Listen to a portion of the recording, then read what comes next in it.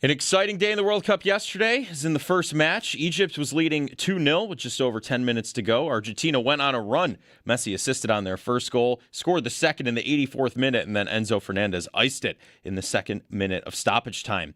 Argentina advances after their 3-2 win. Also, later, no one could score a goal between Switzerland and Colombia. Came down to penalty kicks, where Switzerland advanced to the quarterfinals.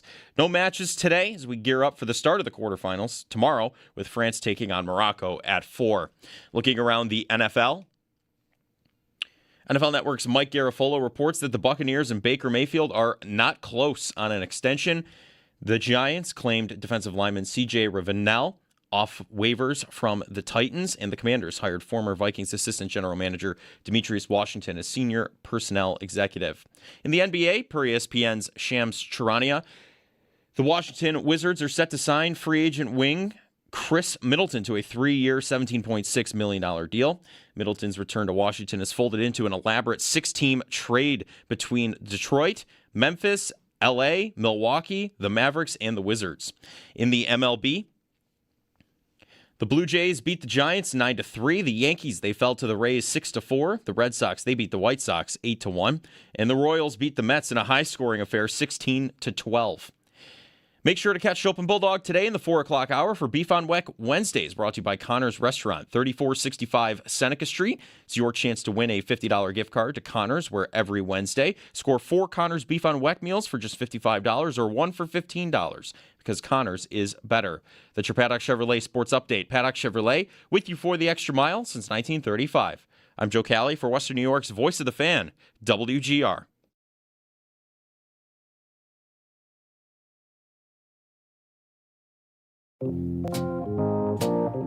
It's Jeremy White and Sneaky.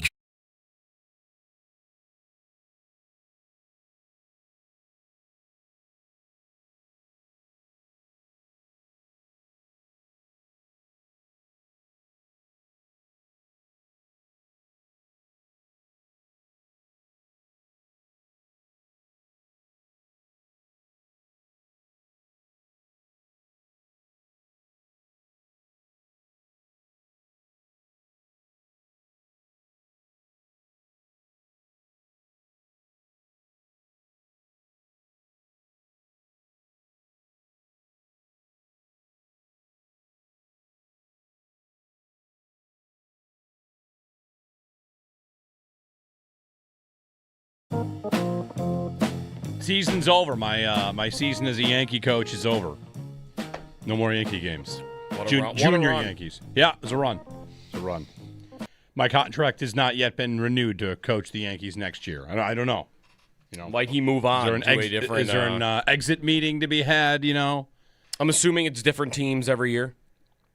That's a great question. It was not. Year 1 and year 2, the same group of kids went up a year. It was the same team. Is where everyone listening that lives in North Buffalo or plays at Shoshone will be able to tell me how that works. I don't exactly know how that works. Okay. So you might be the Yankees again next year? I don't know. Interesting. It would be better if we weren't, because then I would wear a hat. Right. I would buy an Orioles hat. I would get a Nationals hat. Is the Yankees the only team you wouldn't buy the hat? Yes. Red Sox, you'd buy the hat? I probably would. I wouldn't like it, but probably. The Dodgers? Sure. Heartbeat. Okay. Yep. I mean, I thought Dodgers might have been the one other that it could have been a debate. No, just Yankees. They're the current evil empire in the sport, I think. Sure, that's probably right, but yeah. All right. Everybody else be fine. Astros, Marlins. Astros would have been yeah. Don't care. Just cool. I get a new hat. Cubs, let's do it. Yeah. Mets, Phillies, of course. Mets. In a heartbeat, I'd wear a Mets. But not the Yankees. Did you see the Little League home run in the Mets game last night? The Little League home run? Yeah, Little League home run in the Mets game. No. It's Mets Royals last night. You know what a Little League home run is in Major League Baseball? I don't think I do. It's not just an inside the park home run. No. It's where there's a is grounder to shortstop, and the guy that bats scores on the play. Okay, that's what I was going to ask. I have a tweet. I typed in Mets, and the first tweet that came up is a 40-second video, and the tweet is, I promise no amount of explaining will prepare you for how bad this play is. Yeah. They miss a throw to first, and then the guy airmails another throw into the third base side dugout. Oh, boy, and then there's a throw home. I mean, Little League home run. I would say that's even also bar league softball home run. You guys ever played bar league softball where you had a rule which was we're not going to throw it more than once. Just throw it one time, and then we're going to hold the ball, and no one's throwing it over to third. We're not gunning somebody down. Where is this first baseman throwing the baseball? Right, it goes into the dugout. But it's crazy. like not even. If you were really attempting to throw the ball exactly at the exact median point between third base and home plate, that's exactly where he threw this baseball. Yes, like down the middle between the two bases. Yeah, it wasn't the Mets that did it, though. I was expecting when I saw the Mets Little League play and worst play I've ever seen, I was expecting them to be the ones who did it. To be totally honest, yes, so did I. I saw Mets-Royals, Little League home run, and I prayed that it was the Mets that did it. Right. But because it would just feel funnier if it was the Mets that did it. But they were on the positive end. That's right. They were on the positive end. They scored. It was like a 3-run home run. Literally. Right. 3 runs scored. Yeah, it was 0-0 at the beginning of this clip, and it's 3-0 at the end of the clip. Yeah. They did lose 16-12. No, there you go. That's unbelievable. That finishes it. That is incredible. Yeah. Well, hi, everybody. Poor Howard. Jeremy and Joe, 803-0550, 1-888-550-2550. But I remember like changing teams. Like it went from like Blue Jays and T-ball to the Phillies. The Pirates were mixed in there along the way. Like they always rotated the team. I remember. Do I have to say back in the day now because it's like 25 years ago? They would move it around, so maybe you'll actually get your wish. You'll get trade. You could have demanded a trade from the Yankees too, of course, at any point. As a coach, a man could just quit. Imagine I coached another team. My son's on a team, and I coach another team. You know, I'm up there against them, give them the scouting report. I think this is isn't this the concept of the plot of Kicking and Screaming? It might be. I was thinking about that for McDermott because his son plays high-level football, right, and is a quarterback? He's a quarterback, yeah. And I wondered... He might still be middle school level, though? Or maybe high school? He's high school now. And we never got to ask him. I meant to ask him that like at the next training camp. Would it be a dream or not to devise a defense to ruin your son's day? You know, your son's a quarterback and you're a defensive coordinator. What would that be like? Right. All right, I know everything he does. I know what he's bad at. Right. Here you go. Be a great challenge. Anyway. 803-0550, our phone number. Jeremy and Joe, we got Belknap Heating and Cooling, hot and cold today. Joe Cali reaching out to the masses out there for your takes on things. Mm-hmm. Yesterday in the World Cup, it was a crazy day. Argentina and Egypt was the game of the tournament, arguably, one of them. And, every day it feels like we're coming in here like, that was the game of the tournament. Except for U.S., Belgium, and Spain, Portugal. It was like a dud day. That's true. Every other day has been great. Spain, Portugal was close, and that's what's kind of amazing. That game even featured a stoppage time game-winning goal. Yep. But like nothing happened in that game.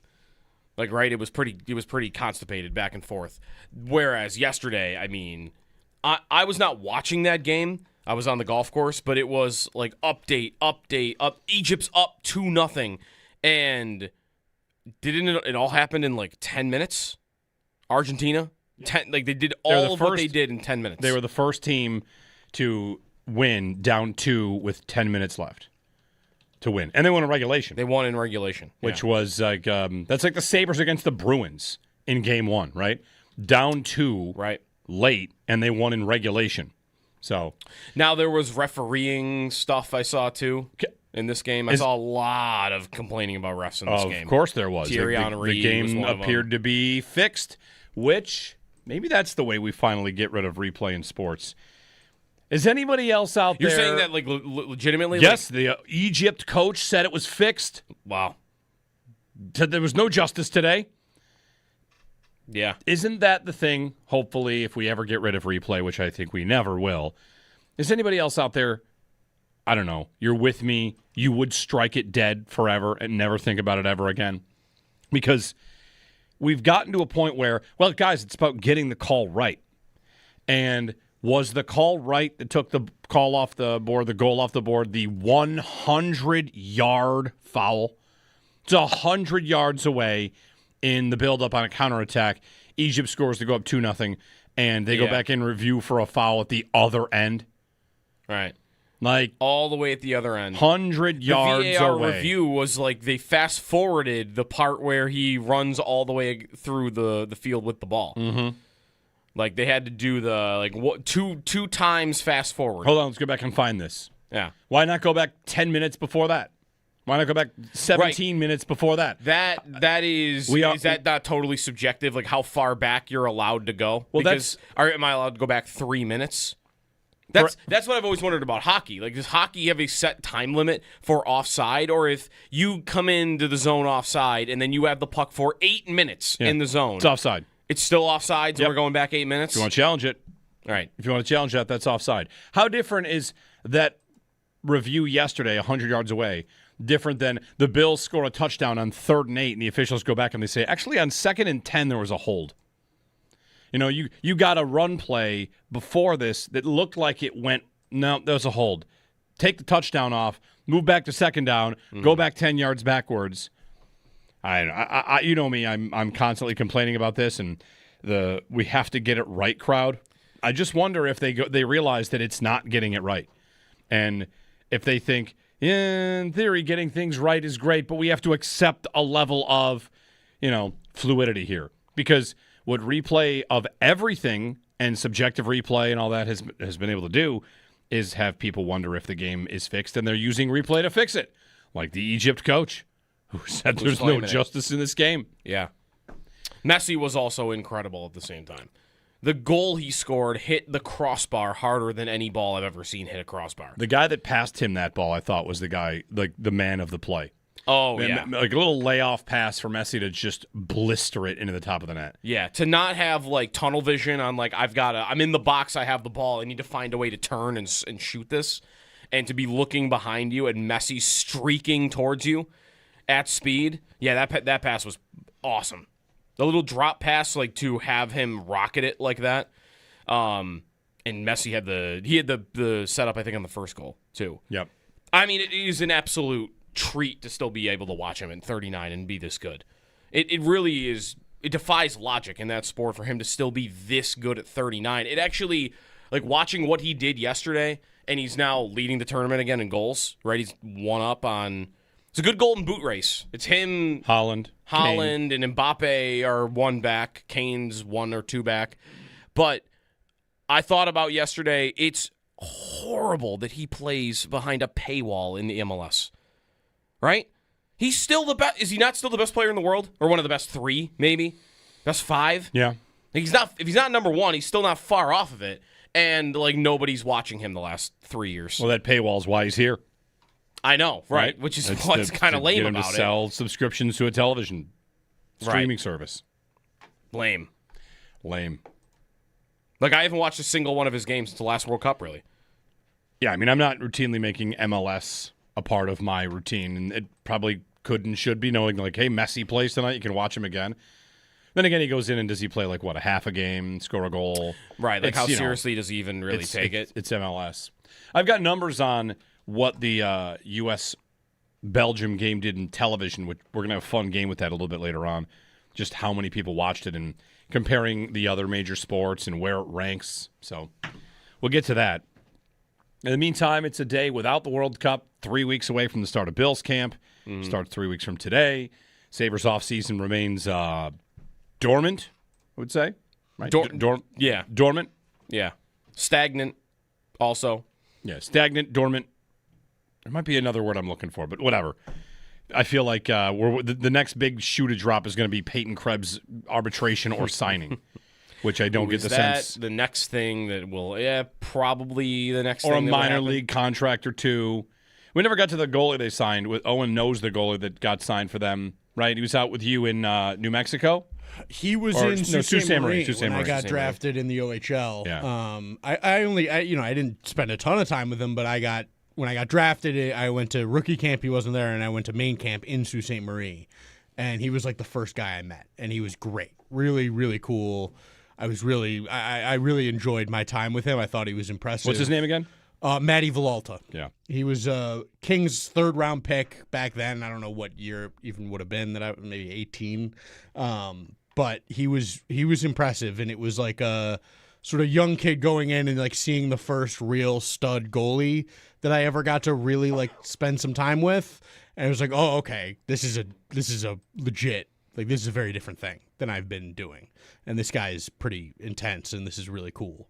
And I learned a lot just sort of watching him. And he was, gracious enough to be, somewhat kind to a nobody 200th overall pick. So I really enjoyed that, and I was glad to see him in. And I think it's a smart move for the Sabres. They needed somebody to go into Levi's spot in Rochester. So I'm excited for Matty. Hopefully, maybe we'll see him up at the big club at some point. I hope not, because that would be bad for the Sabres. Well, I mean, unless why stop at a 3-goalie rotation? Let's make it 4. Let's go. See who's got it. Do I hear 5? Do we just get to like a pitcher rotation situation with goaltenders at some point? Just think about that. I mean, think about how much pitching has changed. Yeah. Right? Seriously. Like, how many pitchers are used now? Now you get pulled out if there's a guy in a perfect game. Yeah. Yeah. Right. Yeah. Are we going to get to like through 2 periods? You got a shutout rolling, and sorry, dude, load management. You got to come out of there. Third guy's going in. Yep. Yeah. Well, good. There's rhythm to that and whatnot for goalies, I know. Oh yeah. There also is nothing on Leo Carlsson yet, right? Still nothing from the Ducks? The latest I saw on that was, so Leo Carlsson, who got the offer sheet from the Ducks, a Philadelphia reporter did the thing that this is my cynical side, I have to point out. He, in talking about what the Ducks' decision will be, pointed out that the Ducks owner, who he then mentioned by name, certainly has the money to pay him. Okay. Uh-huh. This Ducks owner is very keen on everyone knowing he's got the money. Oh, okay. Sure. I'm sure you do. Anyway, that's a part of the report. But the rest of it was how the Ducks are this affects how they do business. The Ducks' operating income is at $26 million. If they match it, it takes a $20 million chunk out of their operating budget. They have to plan for a couple other players. So the Ducks can match, and I think they will, but it means tearing up the entire way of doing business and letting a competitor dictate it. That's why it's not a no-brainer that they match. It's also not a no-brainer that they don't. That's from Bill Meltzer in Philadelphia at Flyers.com. I saw ESPN.com did an article where they asked NHL executives and GMs about like a couple of the biggest things that have happened in the offseason, like whether like they just what was the game they played? Overreaction or not an overreaction? And the first one they asked NHL executives was, is Pat Verbeek gonna get fired over this? And they said, not an overreaction. One NHL executive put it, quote, I really think it's a fireable offense. If the GM got fired over this, would that make it more or less likely that offer sheets will continue into the future? Or would it affect it at all? Would teams be afraid to just pull out the rug on a guy like that because they don't want someone to get fired? Possibly. I almost feel like that could hurt the future of offer sheets if the Ducks GM gets fired. There's collusion there. The other thing that could hurt it is if Carlson does go to Philadelphia and kind of goes belly up and doesn't really show it's worth it. You'll say, well, giving a guy that young that much money, look at what happened with Carlson. You know, there's always a reason to talk yourself out of trying and always a reason to talk yourself out of doing something active. So, I don't know. I still don't know what the Ducks will do. The offer sheet was what, Friday? Thursday. It was Thursday. So it's coming up. Tomorrow. They're taking it all the way to the end, it feels. Yeah. Okay. We'll find out. Sabres, meantime, haven't seen a word on Connor Hellebuyck in days. The last thing I saw was a rumor that they are still looking for second-line center and second-line winger. Winnipeg. Maybe they signed Stuart Skinner because the UPL idea went belly up and they went out and got Skinner. Maybe. I don't know. It probably was that UPL was going the other way and that deal never happened. I mean, the attitude is still pretty much the same, though. Like, Elliot Friedman did his final 32 thoughts. Pierre LeBrun, like, whoever kind of like, all right, this is the last thing I have to say on this until something happens, and I'm going away for the summer. All those NHL insiders are basically saying the same thing. Like, he does not want to stay in Winnipeg. And what happens in this sport when a guy doesn't want to stay in a place? They always get traded, right? Like, what team, what organization? I kind of feel like there should be more of this in the league of, you're coming back. Like, you're going to come back, and I'm not trading you just because I feel like I have to trade you.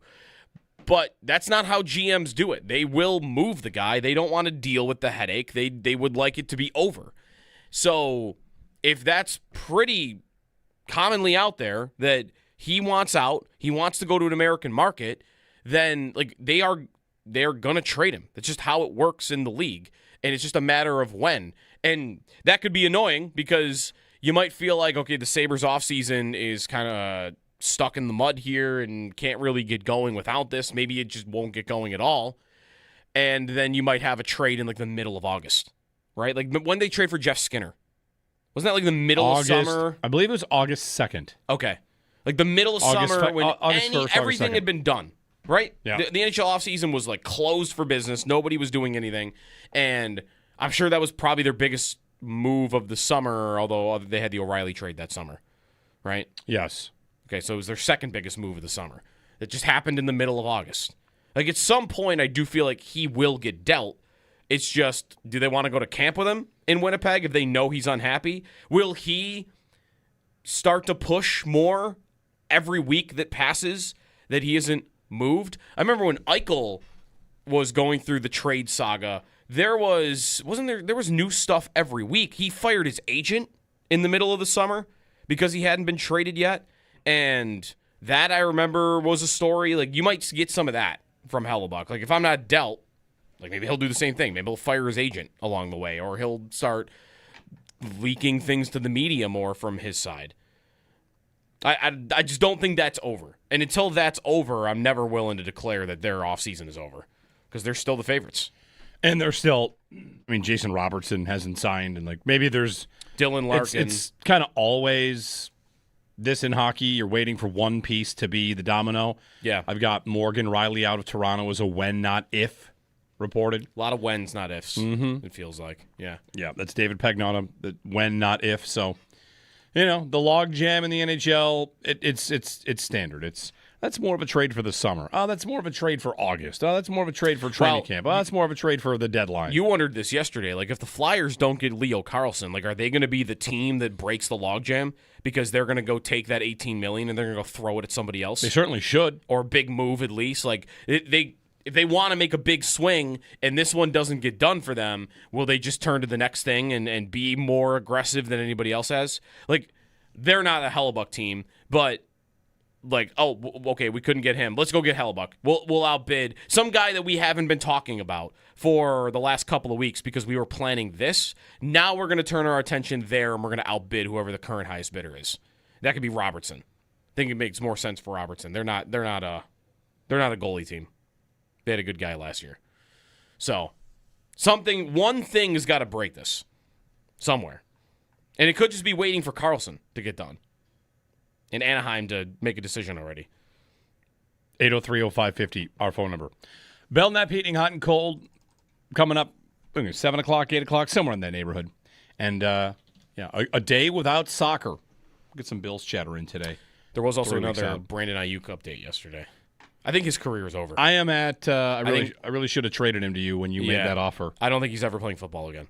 I bet he will. The Niners, everybody always does. See what the Niners can do now with him? No. He told them, I'm not applying for reinstatement with you because I don't want to do business with you. Now the Niners can put him on a left the team list, which means he doesn't count against their cap. They don't have to pay him, and they don't have to cut him. He doesn't count against their roster. So they can just hold his rights, and they can hold his rights infinitely if he never applies for reinstatement with them, which he said yesterday, I'm never doing. There's a left the team list? I guess. Every year we find out there's a new list. There are a lot of lists. Commissioner's exempt list, pup list, left the team list. The non-football injury list. Yes. You're going on the retired list. He's going on a list. Let's put him on a list. Left the team list. Left the team. Yeah. He's going on LTT. Oh, yeah. He left the team? Yeah, the LTT. Vontae Davis, the late Vontae Davis. He was on the LTT list, right? Left the team. Yes. Yeah, I think so. All-time left the team list. Ooh. Who else did that? Patrick Berglund, of course. Yes, left the team list. He left the team. There was a Bills player they drafted recently that left his college team at one point. It's like, he left the team. I forget why. But it's in the last 5 years. No, not here? Like when he was on his college team? No, when he was on his college team, he left the team. Mike Williams, Syracuse, right? Left the team. The team list. Okay. That wasn't the one I was thinking of, but they're out there. Anyway, 803-0550, 1-888-550-2550. If you want to pop in with us, you can. Let's take you through this hot, muggy to a degree Wednesday, high of 86. It's going to be sunny all day, beautiful day, a little bit more humid than the last couple, but not as bad as, like a week ago. But high of 86. Looks gorgeous today. And we mark 3 weeks till the start of Bills training camp and 19 days from the introduction of their new uniform, reportedly. One of their new uniforms. So, stay tuned. Jeremy and Joe on WGR.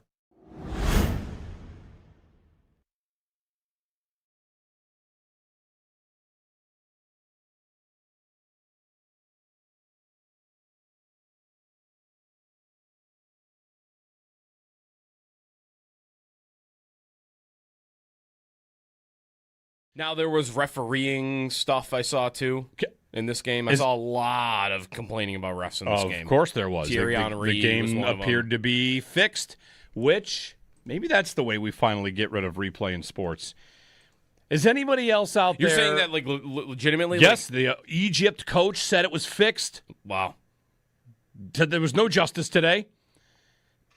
Yeah. Isn't that the thing, hopefully, if we ever get rid of replay, which I think we never will, is anybody else out there, I don't know, you're with me, you would strike it dead forever and never think about it ever again? Because we've gotten to a point where, well, guys, it's about getting the call right. And was the call right that took the call off the board, the goal off the board, the 100-yard foul? It's 100 yards away in the build-up on a counterattack. Egypt scores to go up 2-0, and they go back in review for a foul at the other end. Right. Like all the way at the other end. 100 yards the VAR away. review was like they fast-forwarded the part where he runs all the way through the field with the ball. Mm-hmm. Like they had to do the two times fast forward. Hold on, let's go back and find this. Yeah. Why not go back 10 minutes before that? Why not go back 17 minutes before that? Is that not totally subjective? Like how far back you're allowed to go? Well, am I allowed to go back 3 minutes?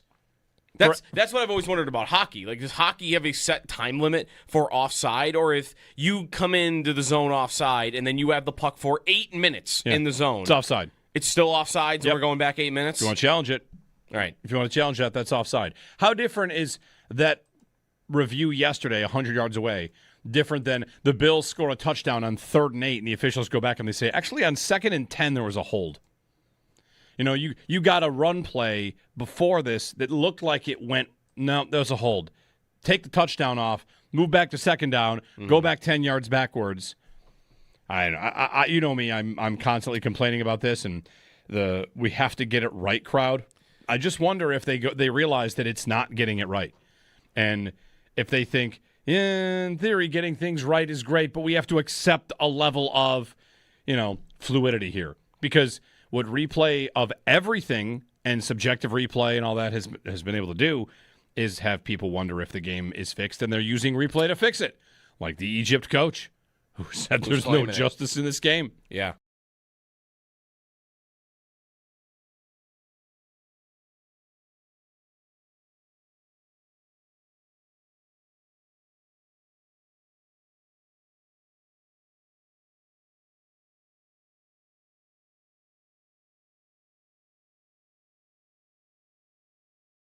Sabres, meantime, haven't seen a word on Connor Hellebuck in days. The last thing I saw was a rumor that they are still looking for second-line center and second-line winger.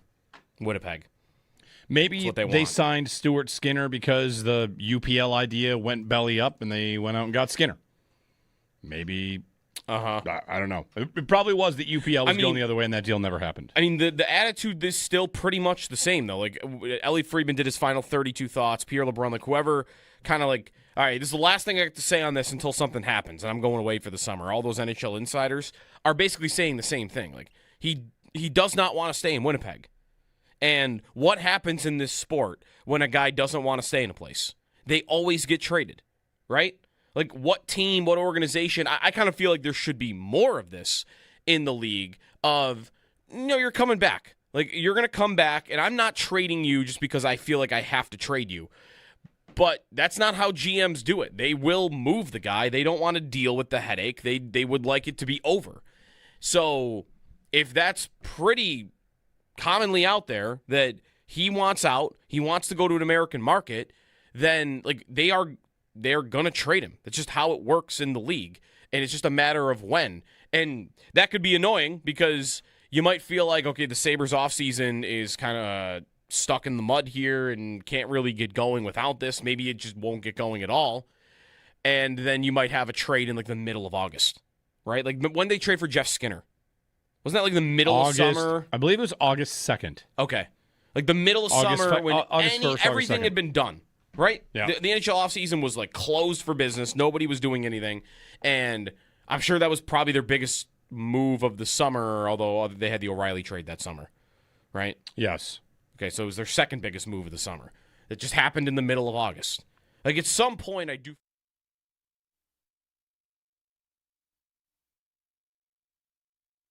Exciting day in the World Cup yesterday. It's the first match. Egypt was leading 2-0 with just over 10 minutes to go. Argentina went on a run. Messi assisted on the first goal, scored the second in the 84th minute, and then Enzo Fernandez iced it in the second minute of stoppage time. Argentina advances after their 3-2 win. Also later, no one could score a goal between Switzerland and Colombia. It came down to penalty kicks, where Switzerland advanced to the quarterfinal. No matches today as we gear up for the start of the quarterfinals tomorrow with France taking on Morocco at 4. Looking around the NFL. NFL Network's Mike Garafolo reports that the Buccaneers and Baker Mayfield are, quote, not close on an extension. The Commanders hired former Vikings assistant general manager Demetrius Washington as a senior personnel executive. In the NBA, per ESPN's Shams Charania, the Washington Wizards are set to sign free agent Chris Middleton to a 3-year, $17.6 million deal. Middleton's return to Washington is folded into an elaborate 6-team trade between the Pistons, Grizzlies, Clippers, Bucks, Mavericks, and Wizards. In the MLB, the Blue Jays beat the Giants 9-3. The Yankees fell to the Rays 6-4. And the Red Sox, they beat the White Sox 8-1. And then the Royals beat the Mets 16-12. That's your Paddock Chevrolet Sports Headlines. Paddock Chevrolet with you for the extra mile since 1935. I'm Joe Cali for Western New York's Voice of the Fan, WGR.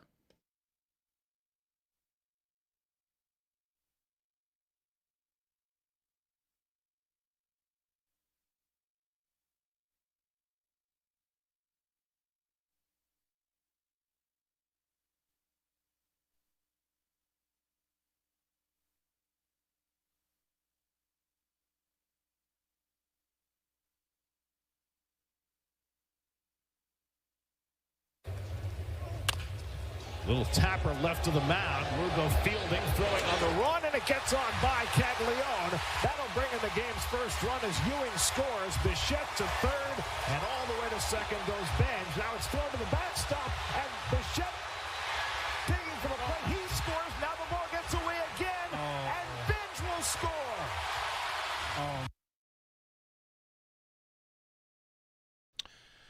That's the Little League home run the Mets hit against the Royals. They scored. They don't score as a home run. That's like 3 errors on one play. Yeah, it probably doesn't go down as a home run. Hey, everybody. Good morning. Jeremy and Joe. Happy Wednesday. Happy hump day. 3 weeks from today, Bills training camp will be open and up and running. Comes on you quick.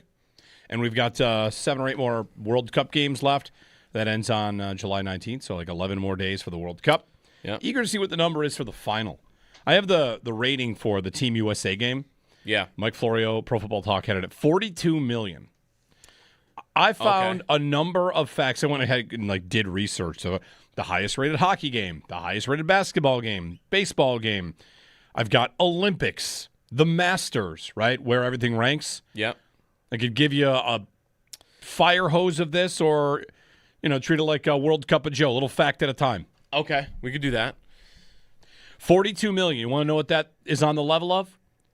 That's an NFL divisional round playoff game. Really? Oh, Yes. I thought it would have been way below that. Yeah. Okay. That's impressive. NFL divisional round last year, I think, averaged 43 or 44. Okay. 42 million is an NFL divisional round playoff game. Wow. Yeah. Yeah, so that every year that chart comes out with the 100 most watched things in the country that year, and they're all footballs except for 3 things. So there'll be a soccer ball really high up there.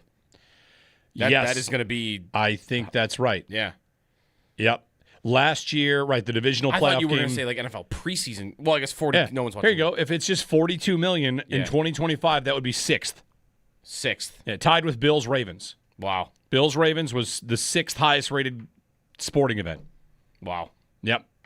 So, pretty good number for USA. So that's above anything else then, right? Like any World Series, Stanley Cup final, NBA final, that's probably beating it, I'd imagine. I'll save those stats for a little later. All right. I also had like the highest rated basketball game ever, the highest rated baseball game ever, which Okay. was kind of a fun thing. Of all time? All time. Like, or at least like since they started keeping ratings. Yeah. Like, what was the highest rated NBA Finals game ever? I know that now. The highest rated baseball game. I know that now. Mm-hmm. I watched both. I don't think you watched either. Okay, so before my time. I think so. Do you know the highest rated boxing match of all time? That I don't. Wouldn't pay-per-view make it a little tougher versus over the air? Yeah, But that's probably right. George in Buffalo. Good morning, George. You're leading us off here on WGR. Hey, good morning. Good morning. I was thinking about that Hellebuck potential trade, and say we gave up the three pieces, the goalie, maybe Merca and Quinn potentially.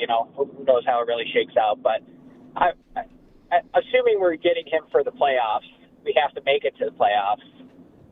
How many extra wins do you think a Hellebuck gets you? Giving up that type of haul, I guess, for a trade? Is he going to get you 3 extra wins, 5? I'm just wondering what your guys' best guess would be. Thanks. Who was the three pieces were Mertka, Quinn, and was it UPL? Yeah, I think so. Okay. Well, that's a great question. I don't know. That's really tough to boil down to. If they traded for Dylan Larkin, how many wins would he get you? Right, there are people that do the advanced stats on win shares and stuff like that, but it can be tough. I would look at it more of it this way. I lost Tuck. I lost Byram. I've got kids coming in. Maybe they are able to do it. I had 109 points and 50 wins last year. Yeah, a lot of wins. It's going to be tough to add wins considering they had so many wins. Not just points, but wins. They were second in the league in wins. They were second in the league in wins, maybe it was third because there was a team in the West. They were second in the East. Second in the league in regulation wins. It was Regulation Colorado wins, and then Buffalo for regulation wins and Carolina. So third. So it's almost not for me about how much better next year could I be than I was last year if Connor Hellebuck is my goalie?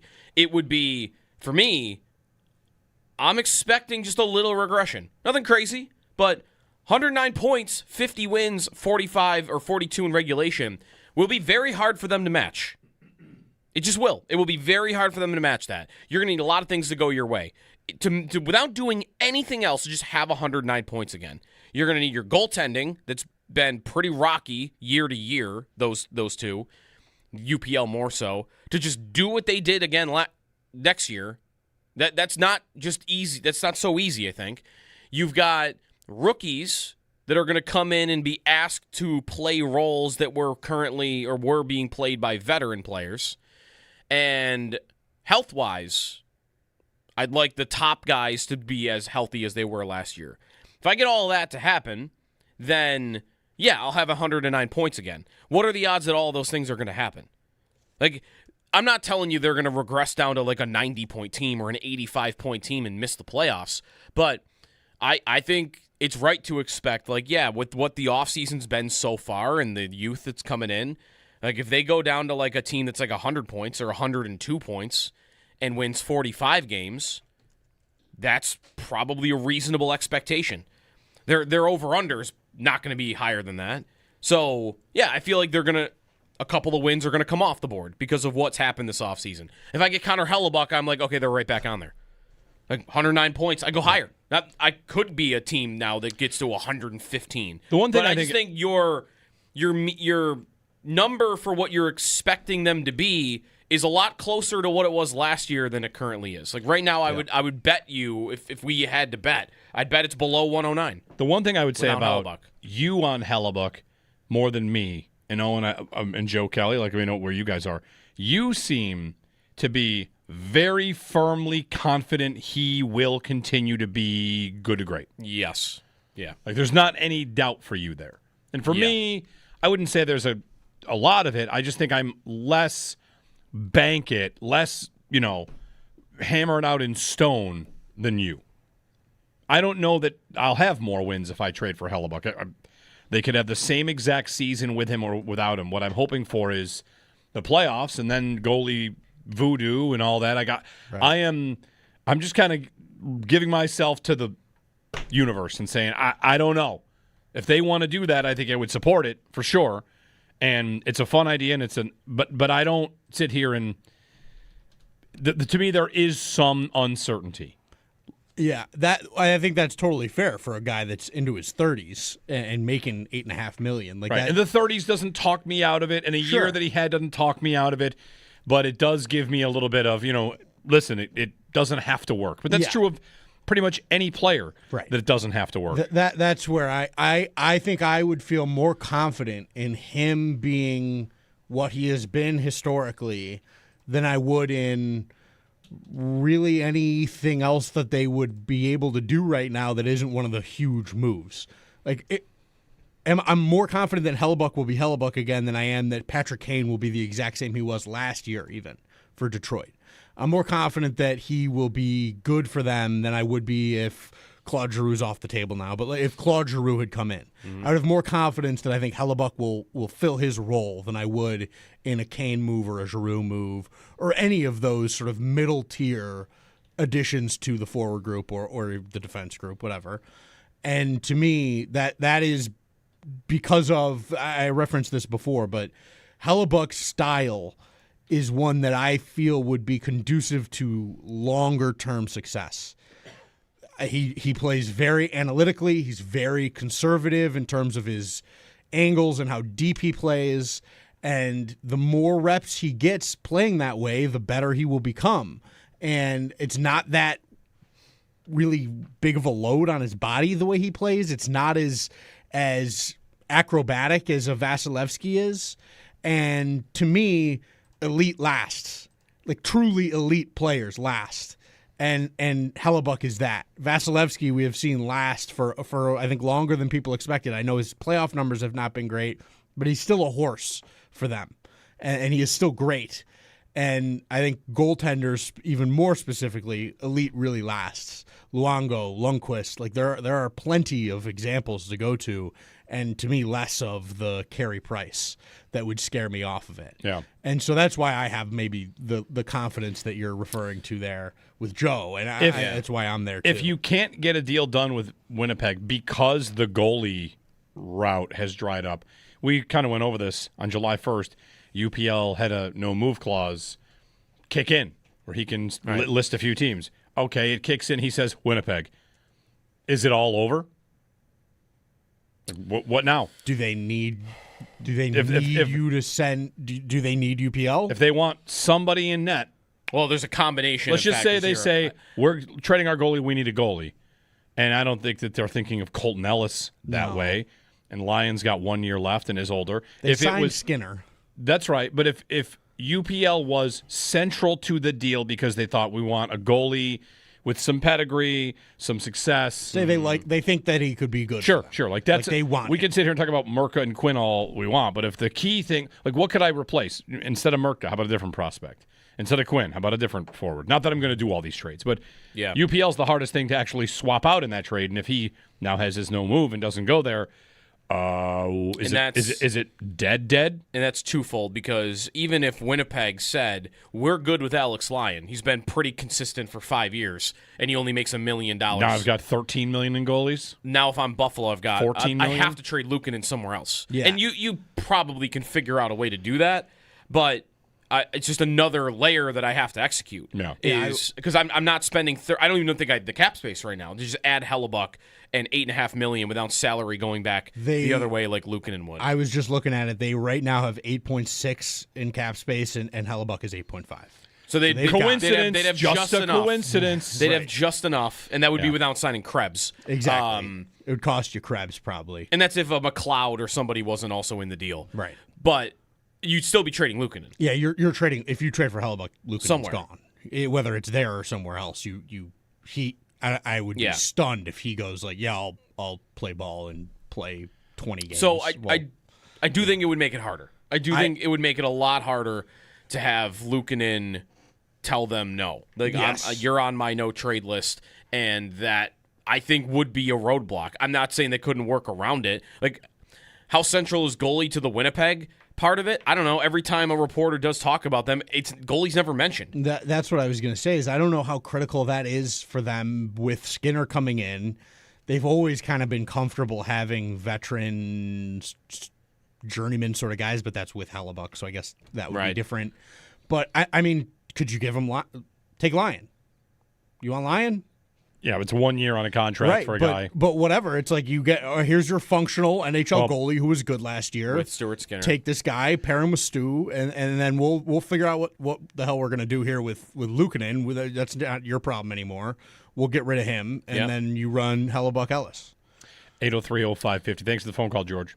I just think it raises their floor too. Like I know, like the dream would be he is what he was not last year, but the year before, and the year before, and the year before that, where he won 2 Vezina trophies, almost won a third, won a Hart Trophy along the way as well. And Winnipeg won. A Winnipeg team that is less talented than this current Sabres team won the President's Trophy and won a round in the playoffs. Like, that goalie. That is the dream. Your floor is higher. It just is. Like, what is their floor right now? It's lower than you're probably comfortable with. They are plus 100 to make the playoffs next year. Like it's all right, and that's just odds, but that's a coin flip. Want to get stupid? And if I had Hellebuck, like my floor with Luukkonen and Lyon as my goalies, just in net, is low. There's a low floor there. With Hellebuck, I just saw what the floor was. He was middle of the pack and ranked 13th in the NHL in goals saved above expected, and everybody was stunned at how bad he was. And he had a knee injury too, and he was on a bad team. Like, my floor, if he's my goalie, even if he's not as good as I'd be dreaming about, is not sinking me from missing the playoffs next year. It's going to be better than anything that Luukkonen or Lyon are going to do at their worst. At their worst, I am definitely missing the playoffs. Here's where a little mini let's get stupid, but not stupid. If you could know, if they don't make this move, they miss the playoffs by a point. If they do make this move, it basically would cost you, in this scenario, like UPL, Quinn, and Murtka. Would you trade UPL, Quinn, and Murtka to get in?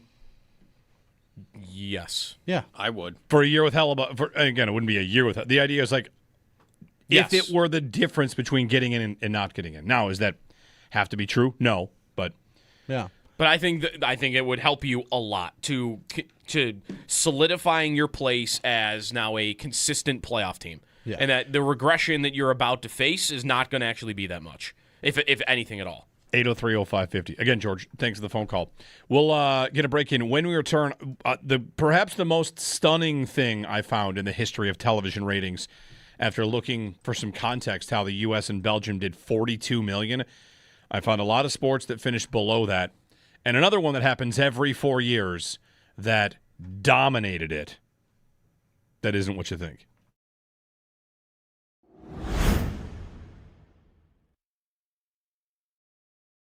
Sabres, meantime, haven't seen a word on Connor Hellebuck in days. The last thing I saw was a rumor that they are still looking for second-line center and second-line winger. Winnipeg. Maybe they signed Stuart Skinner because the UPL idea went belly up and they went out and got Skinner. Maybe. I don't know. It probably was that UPL was going the other way and that deal never happened. I mean, the attitude is still pretty much the same, though. Like, Elliot Friedman did his final 32 thoughts. Pierre LeBrun, like, whoever kind of like, all right, this is the last thing I have to say on this until something happens, and I'm going away for the summer. All those NHL insiders are basically saying the same thing. Like, he does not want to stay in Winnipeg. And what happens in this sport when a guy doesn't want to stay in a place?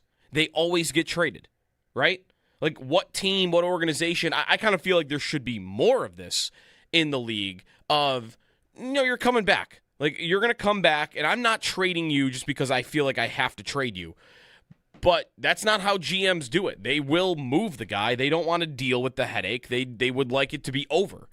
So if that's pretty commonly out there that he wants out, he wants to go to an American market, then like they're going to trade him. That's just how it works in the league, and it's just a matter of when. And that could be annoying because you might feel like, okay, the Sabres offseason is kind of stuck in the mud here and can't really get going without this. Maybe it just won't get going at all. And then you might have a trade in like the middle of August, right? Like when they trade for Jeff Skinner. Wasn't that like the middle of summer? I believe it was August 2nd. Okay. Like the middle of August summer fe- when August 1st, everything August had been done, right? Yeah. The NHL offseason was like closed for business. Nobody was doing anything. And I'm sure that was probably their biggest move of the summer, although they had the O'Reilly trade that summer, right? Yes. Okay, so it was their second biggest move of the summer. It just happened in the middle of August. Like at some point, I do feel like he will get dealt. It's just, do they want to go to camp with him in Winnipeg if they know he's unhappy? Will he start to push more every week that passes that he isn't moved?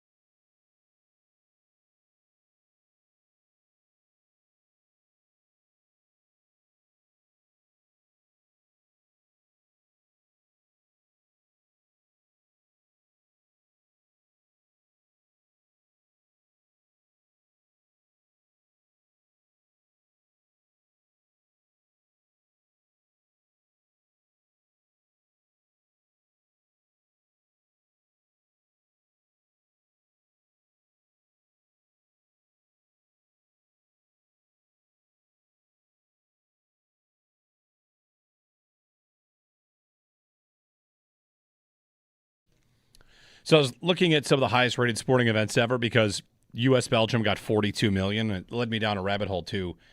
The 1994 Olympic Winter Games in Lillehammer. Yep. You guys would not have been old enough to be watching Nancy Kerrigan and Tanya Harding. No.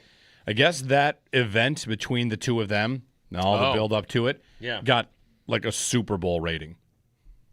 40 share. I mean, there was a lot of intrigue. there was a lead pipe There involved. was a lot going on. Yeah. Super Bowl. Wow. Figure skating Super Bowl. U.S. and Belgium gets 42 million. I've read a lot about like theories. I don't know if you're diving into this, like why the U.S. isn't better at soccer, or if you're reading all the think pieces. Yep. Some of them are fairly well researched and thought out, and others are just like, I feel like the NBA could put a team together in 6 months. Then you got that side of it. So I've been reading a good chunk of it. I'll share a little bit of my favorite. One that I think is interesting, coming up in a little bit. 86 degrees and sunny, 3 weeks till training camp. Who's ready? Who's ready? Hall of Fame game is the 6th, August 6th. Do you remember who's in the Hall of Fame game this year? I don't know that I saw it in the first place. Are the Chargers in it? Cardinals and Panthers. Yeah, I definitely didn't see it. Cardinals and Panthers. Not a fan? Canton. What did Canton do to deserve Cardinals and Panthers? Who's going in? Is it because... It's like there are Julius Peppers going in. He's in already, isn't he? The class is Larry Fitzgerald. There you go. Luke Kuechly. All right, there you go. Among others. Drew Brees. Oh, that makes sense. Yeah, there you go. So Larry Fitzgerald for the Cardinals, Luke Kuechly for the Panthers. That's your Hall of Fame game coming up on the 6th. Jeremy and Joe, 803-0550, Belknap Heating, hot and cold. And the numbers of this U.S. loss, which was so unfortunate, coming up here on WGR. Now, there was refereeing stuff I saw, too, in this game. I saw a lot of complaining about refs in this game. Of course there was. Thierry Henry the game was one of appeared them. to be fixed, which maybe that's the way we finally get rid of replay in sports. Is anybody else out You're there? saying that, like, legitimately? Yes, the Egypt coach said it was fixed. Wow. Said there was no justice today. Yeah. Isn't that the thing, hopefully, if we ever get rid of replay, which I think we never will, is anybody else out there, I don't know, you're with me, you would strike it dead forever and never think about it ever again? Because we've gotten to a point where, well, guys, it's about getting the call right. And was the call right that took the call off the board, the goal off the board, the 100-yard foul? It's 100 yards away in the build-up on a counterattack. Egypt scores to go up 2-0, and they go back in review for a foul at the other end. Right. Like, all the way at the other end. 100 yards the VAR away. review was like they fast-forwarded the part where he runs all the way through the field with the ball. Mm-hmm. Like, they had to do the two times fast-forward. Hold on, let's go back and find this. Yeah. Why not go back 10 minutes before that? Why not go back 17 minutes before that? That is that not totally subjective? Like how far back you're allowed to go? Well, am I allowed to go back 3 minutes? That's what I've always wondered about hockey. Like, does hockey have a set time limit for offside, or if you come into the zone offside and then you have the puck for 8 minutes in the zone, it's offside. It's still offside, so we're going back 8 minutes. If you want to challenge it, all right. If you want to challenge that, that's offside. How different is that review yesterday, 100 yards away? Different than the Bills score a touchdown on 3rd and 8, and the officials go back and they say, actually, on 2nd and 10, there was a hold. You know, you got a run play before this that looked like it went, no, there was a hold. Take the touchdown off, move back to 2nd down, go back 10 yards backwards. I you know me, I'm constantly complaining about this, and we have to get it right crowd. I just wonder if they realize that it's not getting it right, and if they think, in theory, getting things right is great, but we have to accept a level of, fluidity here. Because what replay of everything and subjective replay and all that has been able to do is have people wonder if the game is fixed, and they're using replay to fix it. Like the Egypt coach who said there's no justice in this game. Yeah.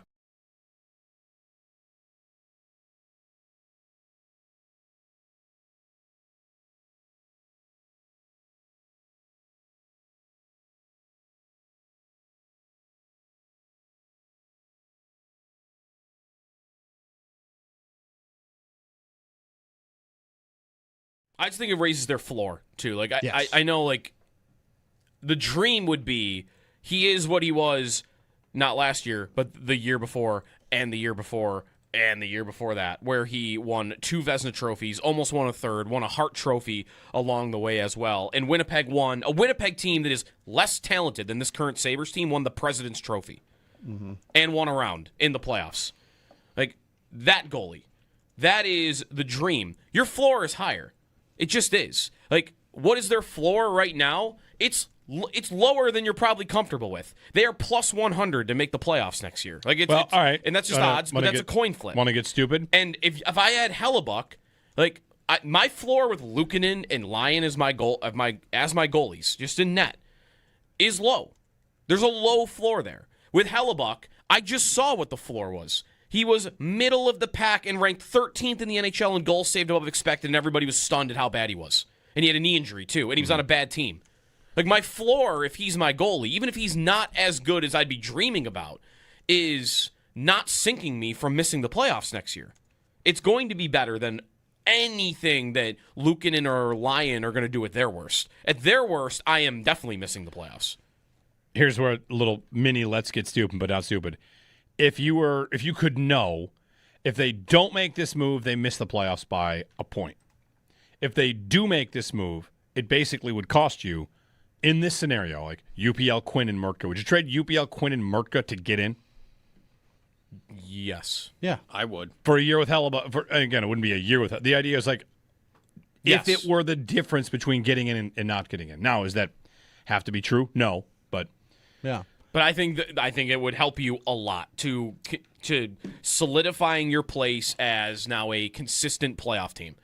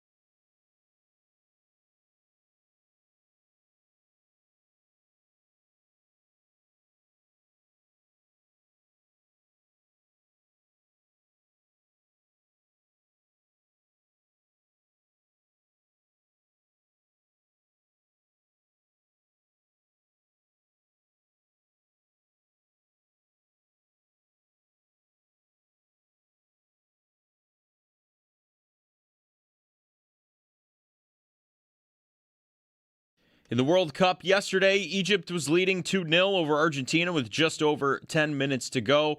Then Argentina went on a run. Messi assisted in their first goal, scored the second in the 84th minute, and then Enzo Fernandez iced it in the second minute of stoppage time. Argentina advances after their 3-2 win. Also later, no one could score a goal between Switzerland and Colombia. It came down to penalty kicks where Switzerland advanced to the quarterfinals. No matches today as we gear up for the start of the quarterfinals tomorrow with France taking on Morocco at 4. Looking around the NFL. NFL Network's Mike Garafolo reports that the Buccaneers and Baker Mayfield are not close on an extension. And in the NBA, per ESPN's Shams Charania, the Washington Wizards are set to sign free agent wing Chris Middleton to a 3-year, $17.6 million deal. Middleton's return to Washington is folded into an elaborate 6-team trade between the Pistons, Grizzlies, Clippers, Bucks, Mavericks, and Wizards. In the MLB, the Blue Jays beat the Giants 9-3. The Yankees, they fell to the Rays 6-4. The Red Sox beat the White Sox 8-1. And the Royals, they beat the Mets 16-12. That's your Paddock Chevrolet Sports Update. Paddock Chevrolet with you for the extra mile since 1935. I'm Joe Cali for Western New York's Voice of the Fan, WGR.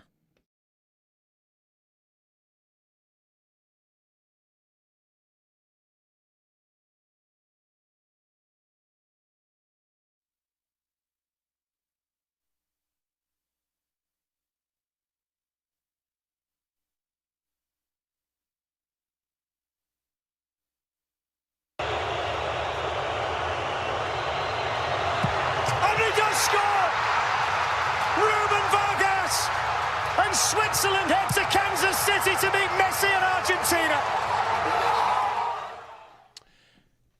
Switzerland threw on penalties. They beat Colombia.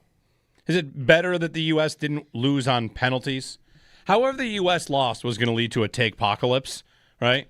And losing on penalties would have been, they got to change that. Or it would have been better on, well, it would have been worse for that. Like, the rule discourse would have been even worse. Maybe. I mean, that would have been way better in my opinion, though, because then getting dominated. Yeah, it would have been like, what? I got unlucky. Like, that's how it goes. I lost in penalty kicks. That is an age-old conversation. And I made it to penalty kicks. Like, unlucky. What was a more devastating loss? I don't want to compare all Bills' losses here, but like losing close or getting blown out. The Sabres lost, I thought, yesterday. Sometimes I just say this out loud to myself walking around a room. They lost in Game 7 of overtime. of a playoff series. That happened. Did. Game 7 overtime. What's worse, that or getting swept? All right, you get swept, you maybe never think you have a chance. Your Game 7 overtime, every shot's about to go in. You're in penalty kicks. If you're Columbia, you're right there. All right, let's win. And instead you lose on kicks, which, Anyway, Jeremy and Joe, good morning, everybody. I've got some numbers on what the ratings did, and then I'm going to lead this to a let's get stupid, if you will. And, sometimes we think of our let's get stupid conversations, and they can be exceedingly ridiculous. This one might be up there. But the U.S.-Belgium game had 42 million viewers. Yeah. A big, big number. That is an NFL divisional round playoff game. That's how many. It's not a Super Bowl. It's not an AFC Championship, but divisional round playoff, about 42 million. Some get more, some get less, but Mike Florio basically laid it out as that's the average for an NFL divisional round game. That was Bills-Ravens in 2025. The game here, the Bills win, where Mark Andrews drops the ball in the 2-point conversion. That's 42.5 million people. For comparison, again, like that, the fact when you're pulling a football number like that, that's insane. Yeah, because the other sports don't do. Game 7 of the World Series was 34 million. This World Series, this past World Series, Game 7 was only 34 million. Well, at least that's MLB.com. Maybe there's different places that have different numbers, but like that number, those numbers don't get touched by the other sports. Right. Usually, I don't think. Yeah, I've got this year. You said 34 million. I've got it at 11. Oh, sorry, I've got it at 26. All right, but whatever. There's a lot of different ways to look at it. I was going to say, and this, you know what? This one could be like an easy one to screw up. That because like Canada was involved. Maybe Canada, maybe streaming. Maybe overall viewers. Toronto. So, all right, just understanding there might be some math to some of these. Yeah, 42 million. Yeah. I learned that in the United States there has never been a Stanley Cup final that has added all the games up to 42 million. You never had it. Cumulative 42 million has not happened? 7-game series, no. How close was that number? Not close. It wasn't even not that close. This year, what does a 7-game Stanley Cup final even add up to? Is that 30 million-ish? 30 to 35, right. In that neighborhood, depending on the year. This year, the highest rated game in the Stanley Cup Finals, Carolina Vegas, 6 million. 6. Okay. Belgium US 42. The highest rated hockey game ever was the US Canada Gold in Vancouver. In the U.S. that had 27 million viewers. Okay. Pretty good. Yeah. Belgium and the U.S., 42. The highest rated NBA Finals game ever that I found going back. Is it Game 7 Cavs Warriors? It's not. Is it Jordan team? Game 6 NBA Finals 1998. That's the Jordan game where they win in Utah. Yeah. 36 million. Okay. Right? 36. The last Major League Baseball game that I have to top this number of 42 million happened in 1991. Okay, World Series. Twins Braves Game 7 had 50 million viewers. Okay. The Masters, the highest rated Masters final round, according to the numbers, have 14 million. Was it 2019 Tiger? It was 1997 Tiger. Okay. 14 million. And then pales in comparison. That's right.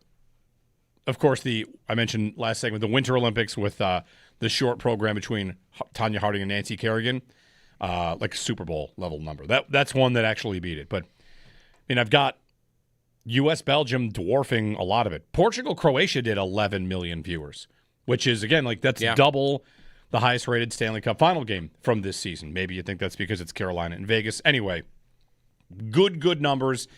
Big numbers. And it made me wonder two things. Like, all right, you see 42 million people watch that Team USA game. If this tournament happened every year, would that number be lower or that number be higher? Because maybe it's more like an NFL divisional round playoff. Maybe it's the same where, all right, hey, it's the knockout stage. I'm going to watch Team USA to see if they can advance. Maybe not. Because you might say, well, once every 4 years, it's rare. People tune in because of how scarce the opportunity is. Maybe not. I tend to think if it happened every year, probably get really good ratings every year. Yeah, I don't think the shine of it would go away a lot. Like, I think there is an appetite for it when it's every 4 years, maybe more so from casual fans, although 42 million, how many of those are casual fans? A lot of them, which is fine. That's good. I feel like if it happened every year, it'd be a little bit more saturated, and it actually might be a little bit lower. Yeah? There is a special element to this. Only happens every 4 years, and we've been away from it for so long that I want it even more, and I've got to be tuned in. To that point, the Euro, which happens on the off year for World Cups, it's every 4 years in the other years, that generally is equal to the ratings of the World Cup in Europe, if not higher, sometimes higher. So that's just the Euro is like the World Cup for Europe in the off years. Right. That's every 2 years it happens, and the ratings are there. Anyway, which brings me to my potential let's get stupid if you want it here. Okay. The entire Premier League picks up and moves to the U.S. All right? Here's the scenario. Okay. Let's get stupid. It's July 8th. Back off. We get 3 weeks till Bills Sorry, game. nobody from England is listening. That's okay. Also, that's gonna be really mad. This at is us. just a scenario. Yeah. The entire Premier League picks up and moves here. Where does the sport rank in American sports? The NFL is number one.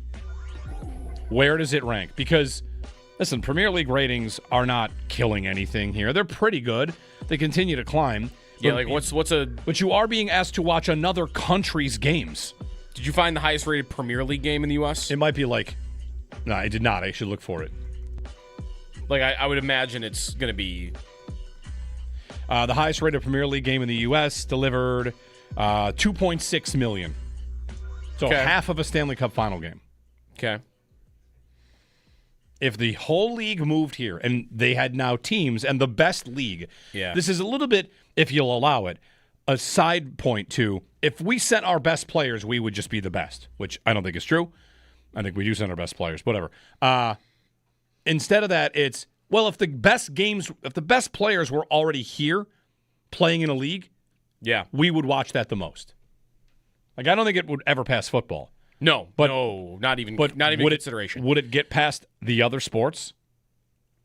It has the number one youth participation. Like, kids like it. This 42 million number, to me, is not nothing. That's a knockout stage game that is pulling down numbers to dwarf the other championship rounds, which are best of sevens. I understand that.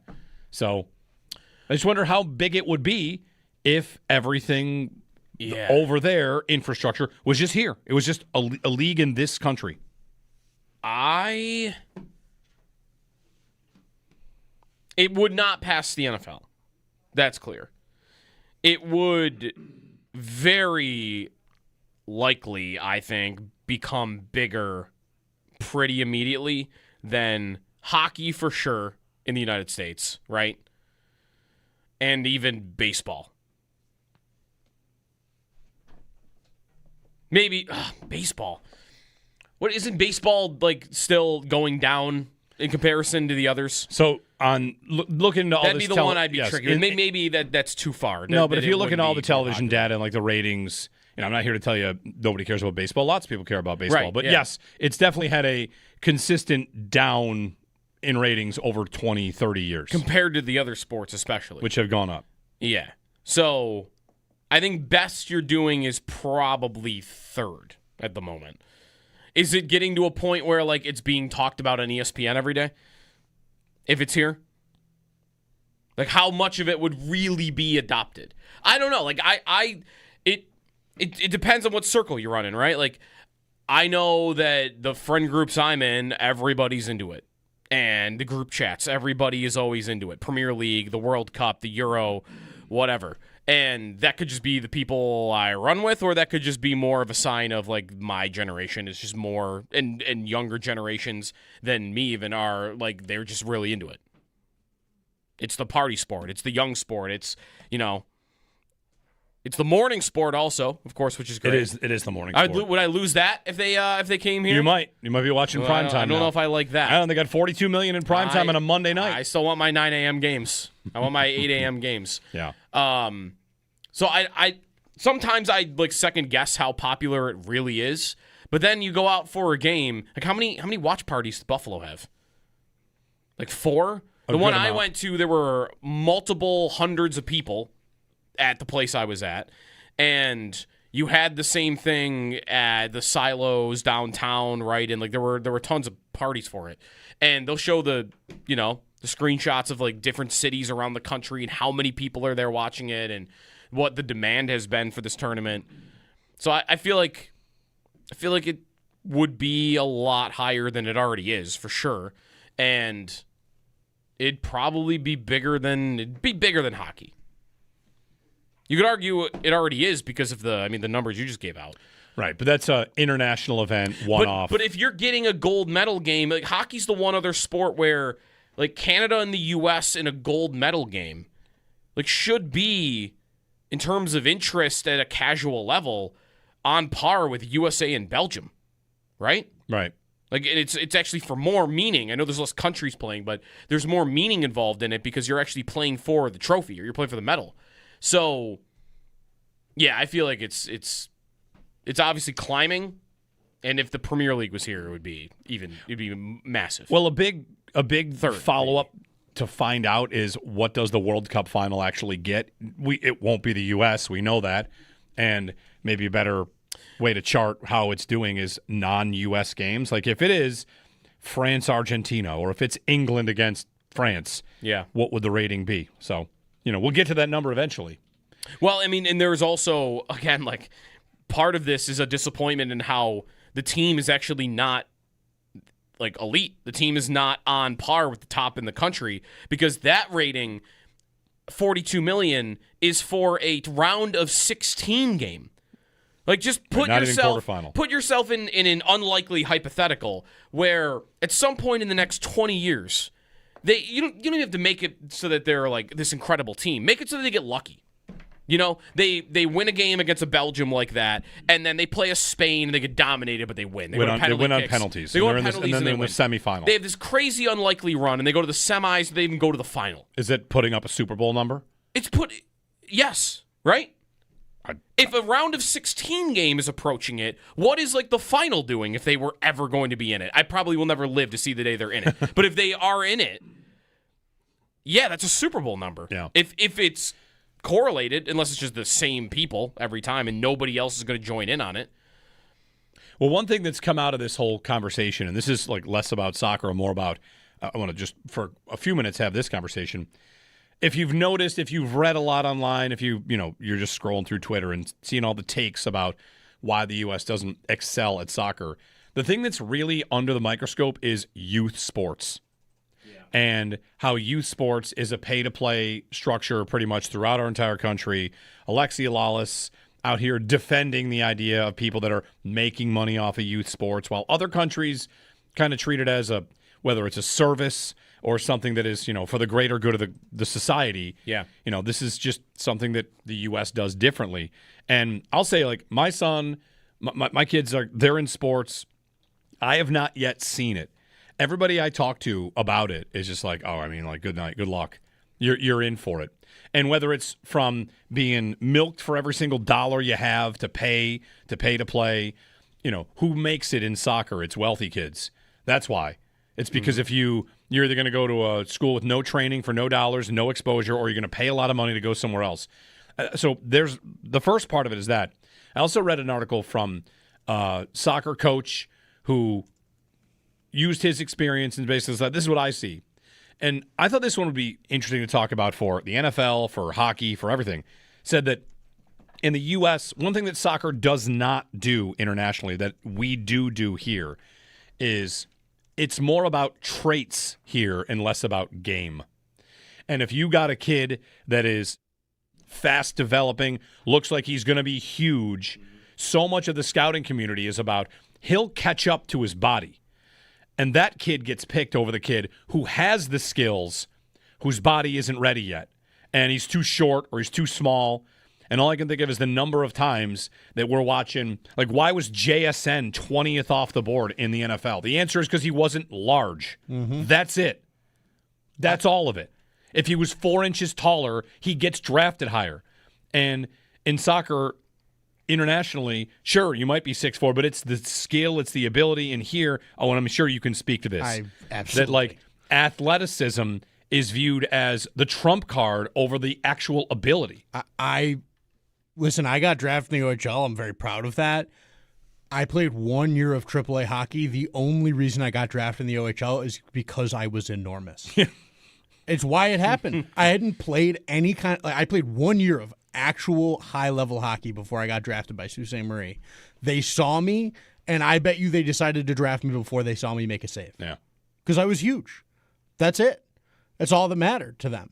And it's because, to your point, to your original point about the money, these organizations, the people that work for them, the coaches, the scouts, everybody, they do not see these kids as kids that are learning and they want to develop into players. They see them as investments for their own benefit, whether that be the money that they will get from their parents or the recognition that they will receive after that player goes on to succeed. Those are the two things that these people that run these organizations now care about. They care about how much money can you give me and how good will you be to make me look better. That is what everybody in the youth sports entire ecosystem operates. Like, that is their modus operandi. That is how they do things. I have seen it as a player and as a coach. I'm in it. I live it. I coached at a very expensive, very bougie, very nice hockey prep school. And I played there. I have seen it up close and personal. It is not about how good you are. It is not about making you better as a coach. It is about make the people that give you money happy and look as good as you can. That is everything that everybody at the I'm not talking about the Bisons here. I'm not talking about I am talking about high-level elite developmental programs. The kind of places that if you're 12 and you're like, I think I'm pretty good at this and I think I want to really give this a run, is where you end up. Not the local little leagues is not what I'm talking about here. I'm talking about people that are making guys, the money that youth coaches make is absurd. I know coaches who coach hockey who make well over 6 figures purely off of camps. I'm going to charge you $500 and you're going to come here for 2 days and I'm going to put $20 into it. That's how it works. Yeah. And these people rake in money, and so nobody what do I care if this kid's good? He's poor. I don't care. Go take a hike. Yeah. See you later. You're not going to pay. You're not going to pay. You're not. So you don't get in. You're not in the club. You're not the cash cow. And it's really sad. I've seen it destroy many kids. This article I read from this coach, he writes in here about the myth. His name is Paul Spacey. The myth of this, and I think this line hits in a way that I hadn't thought about this before. The idea that we would just be better if we sent better athletes. He writes, if the problem is simply that other athletes are off playing other sports, then nobody has to fix anything real. There's nothing systemic. Mm-hmm. There's not these problems you're talking about. They aren't real. It's just that the kids that would be the best don't play. And he writes, nobody has to fix coaching quality. Nobody has to dismantle or at least reform pay to play, the filter that charges thousands a year and quietly removes some talented kids whose families cannot pay. Nobody has to face the too many games culture that drives kids to 3 tournaments a month, exhausts them, and develops no one. And I thought it was a really comprehensive piece. He's coming at it from the standpoint of a coach like you. People believe this myth because it allows us to just stay in the status quo and think, well, it's just because we don't really want to do it. And and only if we wanted to, we would. Yeah, that is to me, all these people defending Lawless, could you make a bigger fool of yourself? Yeah, he's had a tough month. Yeah. It is hiding behind the fact that you were privileged enough to have the opportunity. I know I was that. I was lucky. My dad could do it. I could do it. But I know 20 kids who were just as talented as me. And if you start thinking about it this way, which I'm sure many of you out there, you've got this experience, or you're a parent out there or a kid out there that might have had similar experiences. I'm applying it to, and it doesn't have to be always wrong. If we look at the Bills and drafting Josh Allen, they drafted him on a lot of traits. He gets to college maybe on traits, and he turns into something great. I know, right? That is certainly out there as an avenue. That's why it works. Mm-hmm. So it's not to say it's cut and dry. It will never work this way, and it will always work that way. But I think about the number of times that a player in the NHL gets drafted, like Zach Benson. Why is Zach Benson drafted where he's drafted? Because he's too small. That's all of it. And you'll hear, well, this quarterback would be drafted higher if only he was three inches taller. Now, maybe in football it's different because the players are bigger. You want to see over the line. Right. Baker Mayfield's always going to have limitations because of that. So, like size, athleticism. I heard Cowherd today saying, wouldn't it be great if Christian Pulisic was 6'4"? That you think the problem is he's not tall enough? Right. Like, did you watch Messi yesterday? Like Messi should kill that argument on Arrival. Not even Messi. Like if you want to say that that's he is just a moment on he is somebody that had a growth hormone deficiency as a kid and scored 600 goals at his youth club. Right. While that was happening, like that was before I think he went to Spain. Like he had to have hormone therapy or something because he just wasn't growing. Right. But while that was happening, and was probably the smallest kid, what was he probably doing? Scoring 5 goals a game? Probably. And getting noticed by Barcelona? So, like, listen, does the athleticism matter? Yeah, but doesn't the skill matter more? Like Messi couldn't be a center back. No, right. Like, there's some positions where you would be too small. But, like, the idea that Pulisic would be better if he were 6'4", like, Norway is on to the round of 8 in playing England, and their best midfielder is 5'10". Odegaard, yeah. He's just 5'10". He doesn't need to be 6'4". So this piece really spoke to me about, the youth sports side of it. I've not seen that in person yet. I'm sure I'm on my way. I'm on my way to seeing all of it. It's a thing. Right. Well, when I was a kid, what did I do? I walked to baseball parks and played on the parks and played on the fields, and now that's more difficult to do. Mm-hmm. And ice time, right? I know ice time. Ice time's get me started. It's just tough and different, and like these private equity groups that get in there and control it, and you get. It's to the point. Just quickly, I got to a place last summer where I wanted to coach my goalies that I had been helping all year, and all right, let's do some summer work. I'll get some ice. I look at oh my gosh, I can't charge these kids enough to pay for the ice. I ended up having to charge the kids enough to just cover the ice. I'm not going to get paid. Yeah, because this is crazy, and you guys deserve the opportunity to get better. Yeah, but you're not going to get it. It's horrible. Yeah. So I mean, and that's not even soccer. Like we were talking about a different sport there, and it probably exists all throughout. But it's the same. Yeah, and soccer's even worse because what do you need? A ball. All right. And people will still find a way to make you pay. Yeah, to go to the camps. Right. It's the expensive camp where it's nothing. Yep. Isn't there still though a bet being made that the sport is growing to a it's the number one youth participation sport as it is. Right. I'm almost looking at this. I was reading about this yesterday. I'm thinking about almost in the way that electric cars are sold right now. Like what's the most expensive company in the world right now? Like most valuable. It's an electric car company. Mm-hmm. Guess what they've never done? Turned a profit. Why? Because they're betting that at some point we're going to be driving electric cars, right? There are 22 soccer teams in the world that are valued at $1 billion or more. The English Premier League has the most. Guess who's second? The MLS. More than La Liga, more than France, more than Serie A. Isn't that and I know that's funny. The U.S. It's funny because the youth sport argument I hear and I feel like that's exactly right. Like the money has gotten gross. But on the other side of the money, it's like, well, what are they betting on? They're betting on why are they valuing Atlanta United at $1 billion? They're not worth $1 billion today. Isn't that a bet that in 20 years this thing is going to be way bigger because the sport is growing and all the kids are playing it and all the kids are watching it and it's going to get more and more popular and therefore it's going to go up, and up. Right. Yep. I mean, I don't know. Is that bet that someday the U.S. league is at least better than as powerful as the French league? Yeah, right. Like a belief that it gets to that level? Yeah. Which it definitely is not right now. No. And it will never be as big as the Premier League. Like that is unattainable. But yeah, that would be it's attainable if you entertain my Let's Get Stupid. They just pick up operations and move over here. Just move them here. Yeah. Anyway, 803-0550. Good chat. Good conversation about it. I've been reading a lot, learning a lot, trying to find out. I don't think it's a mystery. That article is basically I'm thinking about everything from why does the combine have 40 times, right? When the combine happens, what do you have the scouts saying?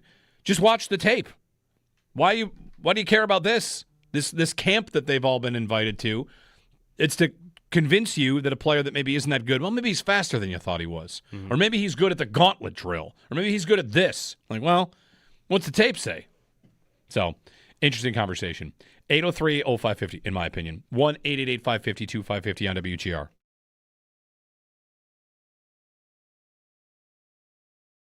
I just think it raises their floor, too. Like, Yes. I know, like, the dream would be he is what he was not last year, but the year before, and the year before, and the year before that, where he won 2 Vezina trophies, almost won a third, won a Hart Trophy along the way as well. And Winnipeg won. A Winnipeg team that is less talented than this current Sabres team won the President's Trophy and won a round in the playoffs. Like, that goalie. That is the dream. Your floor is higher. It just is. Like, what is their floor right now? It's lower than you're probably comfortable with. They are plus 100 to make the playoffs next year. Like, All right. and that's just odds, but that's a coin flip. Want to get stupid? And if I had Hellebuck, like my floor with Luukkonen and Lyon as my goalies, just in net, is low. There's a low floor there. With Hellebuck, I just saw what the floor was. He was middle of the pack and ranked 13th in the NHL in goals saved above expected, and everybody was stunned at how bad he was. And he had a knee injury, too, and he was on a bad team. Like, my floor, if he's my goalie, even if he's not as good as I'd be dreaming about, is not sinking me from missing the playoffs next year. It's going to be better than anything that Luukkonen or Lyon are going to do at their worst. At their worst, I am definitely missing the playoffs. Here's where a little mini let's get stupid, but not stupid. If you could know, if they don't make this move, they miss the playoffs by a point. If they do make this move, it basically would cost you, in this scenario, like UPL, Quinn, and Murtka. Would you trade UPL, Quinn, and Murtka to get in? Yes. Yeah. I would. For a year with Hellebuck. Again, it wouldn't be a year with. The idea is like, Yes. if it were the difference between getting in and not getting in. Now, does that have to be true? No, but Yeah. But I think it would help you a lot to solidifying your place as now a consistent playoff team.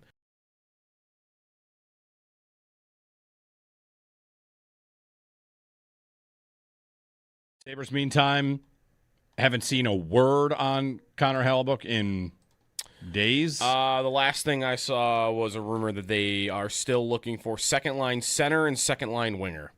Winnipeg. Maybe what they they want. signed Stuart Skinner because the UPL idea went belly up and they went out and got Skinner. Maybe.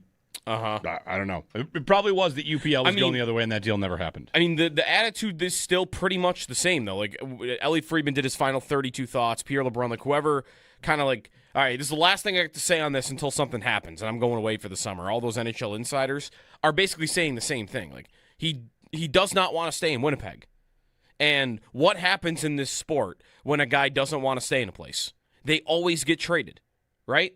Like, what team, what organization? I kind of feel like there should be more of this in the league of, you're coming back. Like, you're going to come back, and I'm not trading you just because I feel like I have to trade you. But that's not how GMs do it. They will move the guy. They don't want to deal with the headache. They would like it to be over. So if that's pretty commonly out there that he wants out, he wants to go to an American market, then like they're gonna trade him. That's just how it works in the league, and it's just a matter of when. And that could be annoying because you might feel like, okay, the Sabres offseason is kind of stuck in the mud here and can't really get going without this. Maybe it just won't get going at all. And then you might have a trade in like the middle of August, right? Like when they trade for Jeff Skinner. Wasn't that like the middle of summer? I believe it was August 2nd. Okay. Like the middle of summer when August 1st, everything August had been done, right? Yeah. The NHL offseason was like closed for business. Nobody was doing anything. And I'm sure that was probably their biggest move of the summer, although they had the O'Reilly trade that summer, right? Yes. Okay, so it was their second biggest move of the summer. It just happened in the middle of August. Like at some point, I do feel like he will get dealt. It's just, do they want to go to camp with him in Winnipeg if they know he's unhappy? Will he start to push more every week that passes that he isn't moved?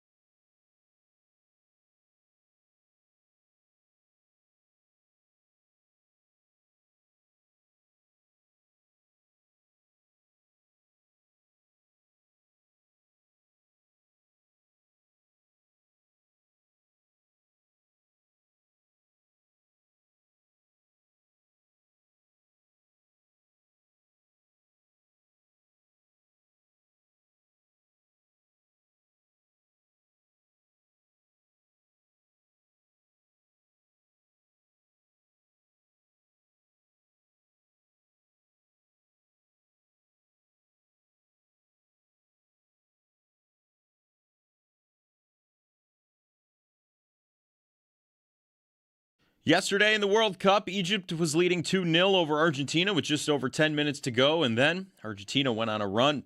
Messi assisted on their first goal, scored the second in the 84th minute, and then Enzo Fernandez iced it in the second minute of stoppage time. Argentina advances after their 3-2 win. Also, later, no one could score a goal between Switzerland and Colombia. It came down to penalty kicks, where Switzerland advanced to the quarterfinals. No matches today as we gear up for the start of the quarterfinals tomorrow, with France taking on Morocco at 4. Looking around the NFL Network's Mike Garafolo reports that the Buccaneers and Baker Mayfield are not close on an extension, and the Commanders, they've hired former Vikings assistant general manager Demetrius Washington as senior personnel executive. In the NBA, per ESPN's Shams Charania, the Washington Wizards are set to sign free agent wing Chris Middleton to a 3-year, $17.6 million deal. Middleton's return to Washington is folded into an elaborate 6-team trade between the Detroit Pistons, Memphis Grizzlies, LA Clippers, Milwaukee Bucks, the Mavericks, and the Wizards. And in the MLB, the Blue Jays beat the Giants 9-3. The Yankees, they fell to the Rays 6-4. The Red Sox beat the White Sox 8-1. And the Royals, they beat the Mets 16-12. That's your Paddock Chevrolet Sports Headlines. Paddock Chevrolet with you for the extra mile since 1935. I'm Joe Cali for Western New York's Voice of the Fan, WGR.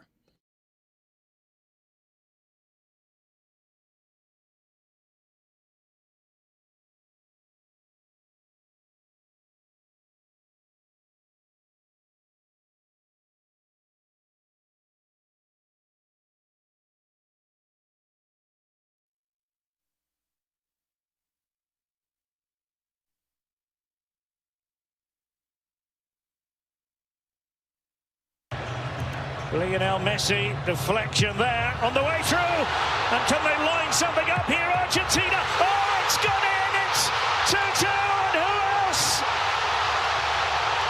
Lionel Messi, the saviour for Argentina.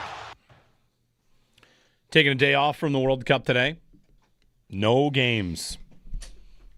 Winding down. You seen what Christian Pulisic's getting buried for in the last 48 hours? He's being 24 called hours? soft.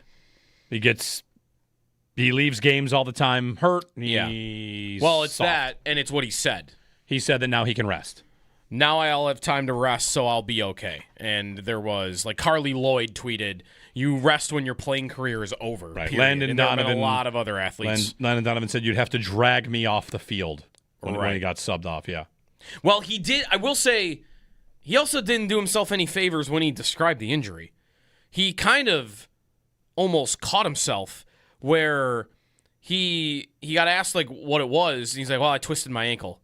And then he kind of like he almost had to save himself. Like, it was sprain. Like he threw the word sprain it there at the end. Yeah. After saying he twisted his ankle. Because and maybe it's a good thing he did, because what's the quote that everybody is sticking to? It's that one about the rest.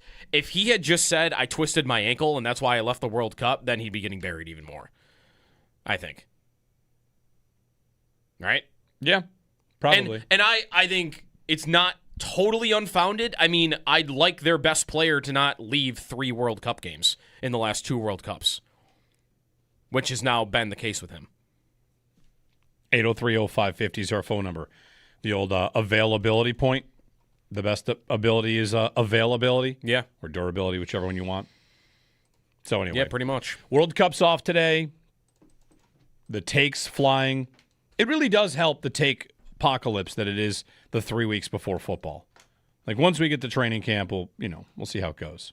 And there's like nothing NFL-wise right now other than let's all watch Brandon Ayuk's Instagram together. That and the NFL Top 100 coming out 2 players at a time. Do we have 2 more? We are into the 70s, and we do have a couple slow more. burn. Yeah. Baker Mayfield has fallen out of the top 50.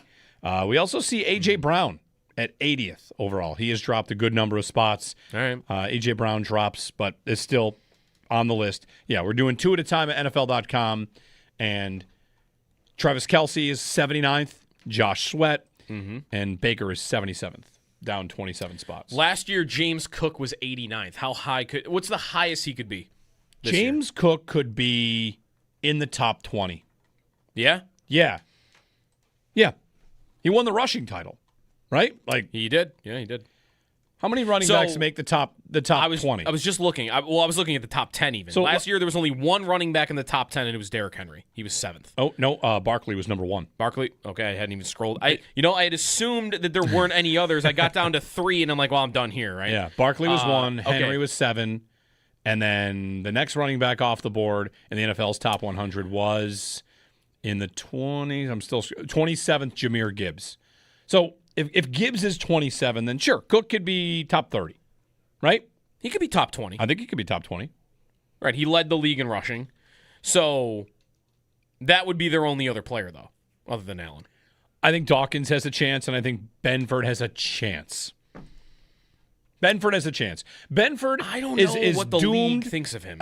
He is doomed to forever be the player that Bills fans know to be pretty good to great, and the league does not recognize that he exists. Wasn't there that poll of executives last year? Yep. Instead of the NFL top 100, it was executives. I know, rank all the positions.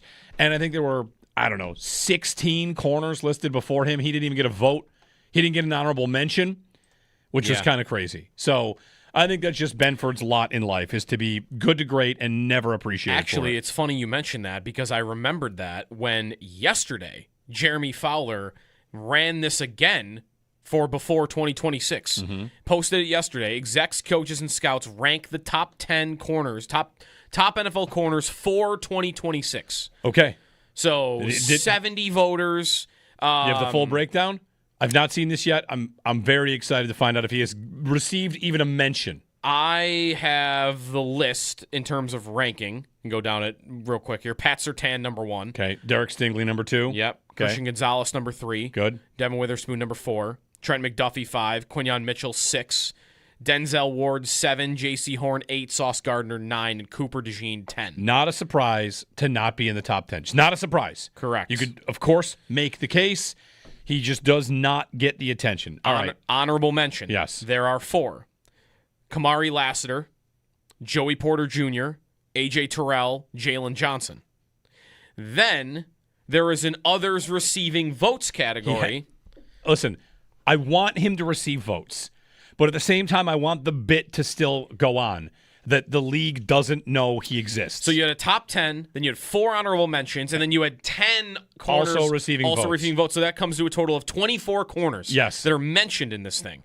The also receiving votes category: DJ Turner, Marlon Humphrey, Elante Taylor, Deron Bland, Kool-Aid McKinstry, Travis Hunter, Tyson Campbell, Byron Murphy, Diamandre Lenore, and Reek Woolen.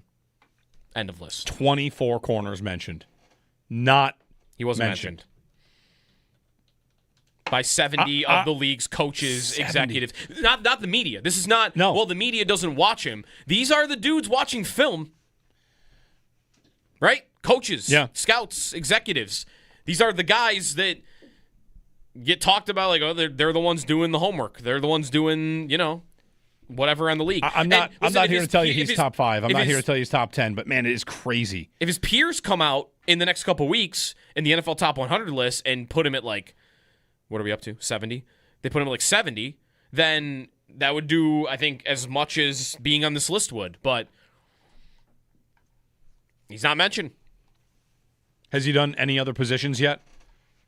He has. He did running back? Edge rushers. Edge rushers actually posted 2 hours ago. How many names would have to get mentioned before the Bills' first edge rusher? Like, Rousseau's not getting a mention, right? Just making sure. Hopefully by next year, they get on that list somewhere. Yeah, no, he's not. But, I mean, I think it would be near impossible. I don't know. You're also receiving votes on edge rusher are Trayvon Walker, Jalen Phillips, Montez Sweat, Nick Herbig, and Alex Highsmith. Okay. No Bills. Not also receiving a vote. No. Not surprising. Max Crosby, number 4. I mean, you can still get him if you want. I think. Maybe. You can get him for 2 firsts. We know that. Right. Yeah, I don't know. Part of me wants to be like, everyone's an idiot around the league. Benford's incredible. We watch him be great every single year. And then another part of me says, I've got a couple of years here of him being really good, and every time players vote on this stuff, or GMs or coaches, whoever are ranking the top corners, he doesn't even come up. So how good can he actually be? How good is he? Maybe he's just good, and he's not actually that great. Maybe, what was part of the story with McDermott? He'd prop up any corner that was playing for him. I guess we'll find out. And is there some belief around the league that dude was only good because he played in Sean McDermott's system and his system was perfect for corners? But then if that's the case, why was Tre'Davious White getting all this credit when he was in his prime? How come he was an all-pro? How come he was on the top 100 list and making lists like this? What's the difference? How big a gap is there between Trey White when he first got here and what Christian Benford is right now? Because this stuff would tell you there's this massive gulf, and I don't really see it. I think there's being that big. I think if you put it that way, there's a big gulf between what Trey White was and what Benford is right now. Yes, Benford's a good starting corner one, and Trey White was among the best. He was a first team. All-Pro. Right.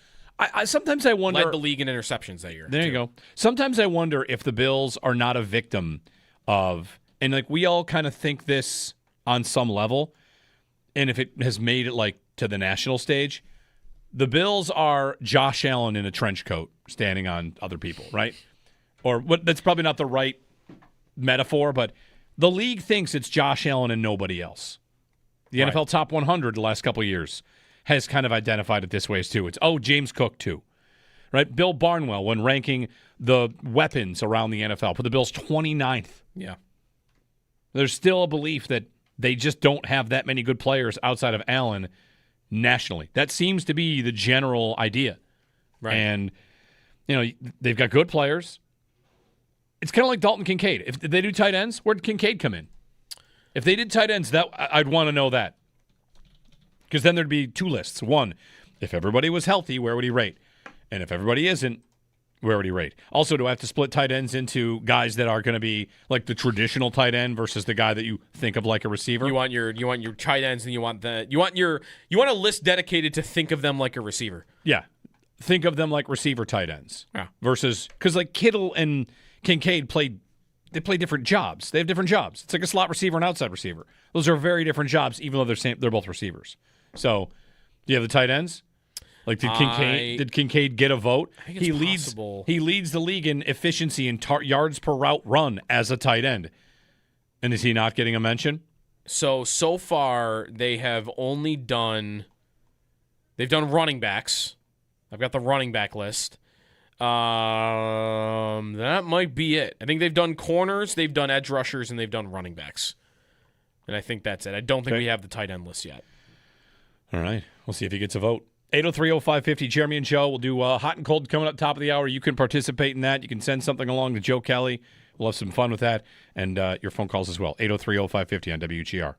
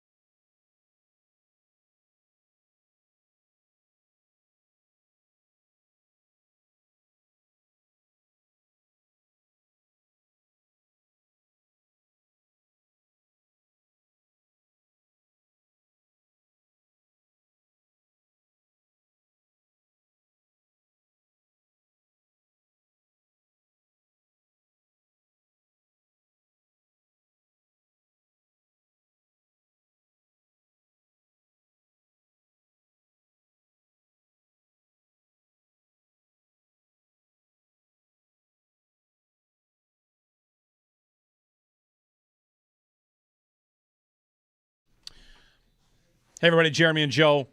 Might notice on our YouTube feed, we've got another donation link in the corner for your golf tournament. It's very easy. You get your phone out, scan it, make a donation. I popped one up this morning, so tell everybody what it's about. So we're running a golf tournament on Saturday. It's called the Stubbs Classic, which is named after one of my closest friends that passed away a year ago from osteosarcoma. We're raising money for the Sarcoma Alliance, so we'll have a lot of fun. I know Owen's playing, or I think Owen's playing, right?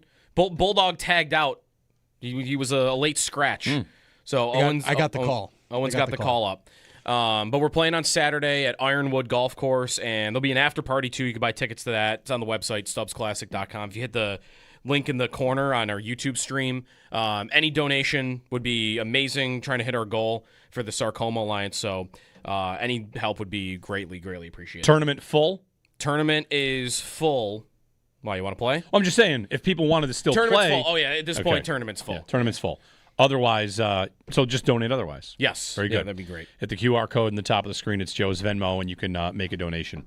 When we return, we're going to get to Belknap Heating's Hot and Cold. Joe Cali puts together some topics for us. We debate hot and cold. It'll be I think like what the worst soccer take has been over the last 48 hours. There have been some doozies. Anyway, we'll see what Joe brings to our table here. You can join us as well. 803-0550 on WGR.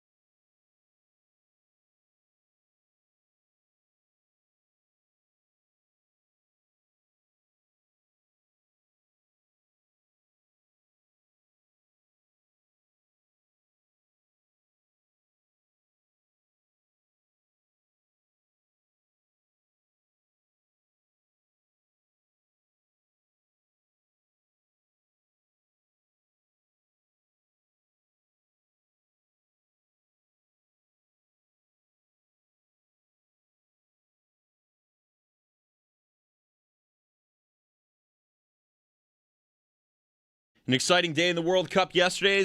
In the first match, Egypt was leading 2-0 with just over 10 minutes to go. Argentina then went on a run. Messi assisted on their first goal, scored the second in the 84th minute, and Enzo Fernandez iced it in the second minute of stoppage time. Argentina advances after their 3-2 win. Also, later, no one could score a goal between Switzerland and Colombia. It came down to penalty kicks, where Switzerland advanced to the quarterfinal. No matches today as we gear up for the start of the quarterfinals, starting tomorrow with France taking on Morocco at 4. Around the NFL Network's Mike Garafolo reports the Buccaneers and Baker Mayfield are not close on an extension, and the Commanders hired former Vikings assistant general manager Demetrius Washington as their senior personnel executive. In the NBA, per ESPN's Shams Charania, the Washington Wizards are set to sign free agent Chris Middleton to a 3-year, $17.6 million deal. Middleton's return to Washington is folded into an elaborate 6-team trade between the Detroit Pistons, Memphis Grizzlies, LA Clippers, Milwaukee Bucks, Mavericks, and Wizards. And in baseball, the Blue Jays, they beat the Giants 9-3. The Yankees fell to the Rays 6-4. The Red Sox, they beat the White Sox 8-1. And the Royals, they beat the Mets 16-12. Make sure to catch Shope and Bulldog today in the 4 o'clock hour for Beef on Weck Wednesdays, brought to you by Connors Restaurant, 3465 Seneca Street. It's your chance to win a $50 gift card to Connors, where every Wednesday, score 4 Connors Beef on Weck meals for just $55 or 1 for $15, because Connors is better. That's your Paddock Chevrolet Sports Update. Paddock Chevrolet with you for the extra mile since 1935. I'm Joe Cali for Western New York's Voice of the Fan, WGR.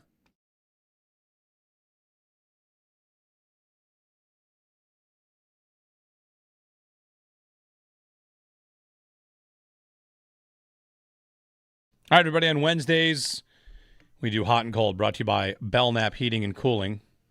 Thursdays, Shots of Audio. Wednesdays, Belknap Heatings.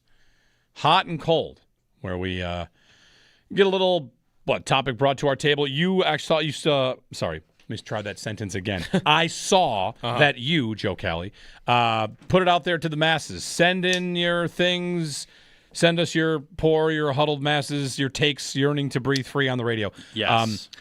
So it's all brought to you by Belknap Heating and Cooling. Notice a rattle in your ducts or a rise in your heating and cooling bills. If you do give Belknap a ring with 0% financing, the cost of upgrading to a high-efficiency dual-fuel heating system is a breeze. Learn more at belknapheating.com. That's belknapheating.com. Go green, save energy and money with Belknap. Schedule a free estimate on your new installation. Give Belknap a ring at 688-1728 for more comfort and less ka-ching. Give Belknap a ring. Yes, we do put it out to the masses. The night before, normally, I'll throw a tweet out there. We got some responses. There's a specific thing I put a response out to yesterday, so we got quite a few there, so that'll take up some time. Do you find the ones that people send in at like 2 o'clock in the morning are a lot more crazy than the ones that are sent? I'll wake up to see otherwise? some doozies. Yeah, All right. absolutely. So we'll see. We'll get to a few of those, but I know it's a day off from the World Cup, but Owen's even got a take today that we were talking about something earlier that sparked something within. So, Okay. Before that, though, I saw this being debated online. World Cup coaches should have to be from the countries they coach, alike to the players. Hot or cold? Not the case in the Olympics either. No. Right? Didn't Chuck Daly coach the Chinese basketball team? Yes. Am I thinking of the right match there? I mean, in hockey, Ted Nolan coached Team Latvia. Yeah. Right. Yeah, coaches don't have to be of the same nationality. Right. Hot or cold? Should that be, or should it not be? I mean, it would be No. cool. The main problem it presents is you are then putting the developing sports countries at a disadvantage. Yeah. Yeah. If I've got, I'm Norway in the Olympics, I can't get the best coach I can get. I got to get a Norwegian coach. So I know, but then again, the spirit of the idea is like nationalities. The other part of it is that what you said about the players, not even that's true. You don't have to be from the country. Right. You can have heritage and just say you're going to play for this country. You can choose any one of 3 if you live there, if you were born there, if your parents have, Yeah, any lineage that ties you there. Yeah. Yeah. Right. Yeah, I don't think I think I would allow, because of the smaller countries, if someone really qualified that isn't coaching their own national team is available and you want to hire them, I just think you should be able to do that. Yeah. Yeah. Would it now? This could tie in back into our conversation about development. could it help force countries into developing not only players but coaches too? Like make sure that you're investing in. We're pretty deep down the rabbit hole if Yeah. we're talking about like these countries like Cabo Verde. Right, that's is true. Yeah, entering you're a right. coaching program. Maybe their coach is from Cabo Verde. Right. Cabo Verde's coach is from Cabo Verde, but like Curaçao's coach, who helped get them qualified, which was a huge upset, is like a legendary Dutch manager. And would they have? Maybe it would have been a lot harder for them to do what they did, making it to the World Cup. Maybe. And they had did they have one draw? They had a point. Maybe they would have been hard for them to do that without him there. So, I think I would allow it. I know the U.S. is taking advantage of that right now. Yeah, for and sure. also, I want it selfishly for the U.S. because Pochettino's awesome. yeah, exactly. He's great. And honestly, if he were to ever leave, I would just want to do it again. Right. Like go hire another famous Premier League manager. I don't want to hire Bob Bradley again. Yeah. No. I'm with you. I'm cold on the take there. I think I agree overall. All right. Owen, I primed you up. You got a World Cup take. Let it rip. I'm not really that mad at Pulisic for saying that he's gonna rest now. Am I crazy for thinking that like the guy got hurt a bunch and now he was just saying like, yeah, I get to rest now, I'll be fine. Like I'll be fine. Let me give you a comparison. Maybe it's harsh to do this, but if Dalton Kincaid, when they got knocked out in the divisional round, said, now I get to rest, so I'll be okay. Bill's fans would be livid. Oh, yeah. Yeah, I know, but I don't think I would be that mad. It's the I'll be okay. Like, Right. you know, if instead he says, like, rest up, try to get healthy, this is going to be a tough pill to swallow. Everything else is the same except for I'll be okay. Yeah. I'll be okay is... Like, listen, people get mad at Scotty Scheffler when he wins tournaments and says they don't mean that much to me. Yeah. Like, I don't really know what I'm playing for. Is winning great? Sure, I guess. Maybe they're not mad at Scheffler because he's more of an individual sport. But anytime a player seems to be satisfied with an outcome, I think they're opening themselves up. I get that. And I felt like it was the guy responding to, like, my ankle's going to be fine. Like, I'm not gonna have to saw my leg off. Like Sure. I'm gonna be okay. I get to rest now. That's where and I think that just believe me, I'm mad at him too. He was horrible, Yeah, pretty horrific. and he was very frustrating. Like I'm not trying to defend Pulisic here, but don't get me wrong. I don't think what he did was anywhere near what he needed to, and he's rightfully getting blasted. I just think this might be a little bit of misdirected. You're mad because he was bad. And I think I interpreted his answer as like, my ankle's going to be fine now because I can rest. Mm-hmm. And I just had no problem with that. I have major problems with just about everything else that happened. So there's another take I saw on this exact point, and I like seeing this again. Like I don't follow U.S. soccer. I follow the Premier League more than I follow U.S. soccer and the U.S. men's national team. But one observation that I saw and appreciated was the sheer number of soccer legends willing to go at Pulisic for this is an indicator that this has been bubbling for a while. That I and definitely they agree think with. he's a loser. Yes. So I think that's undeniable.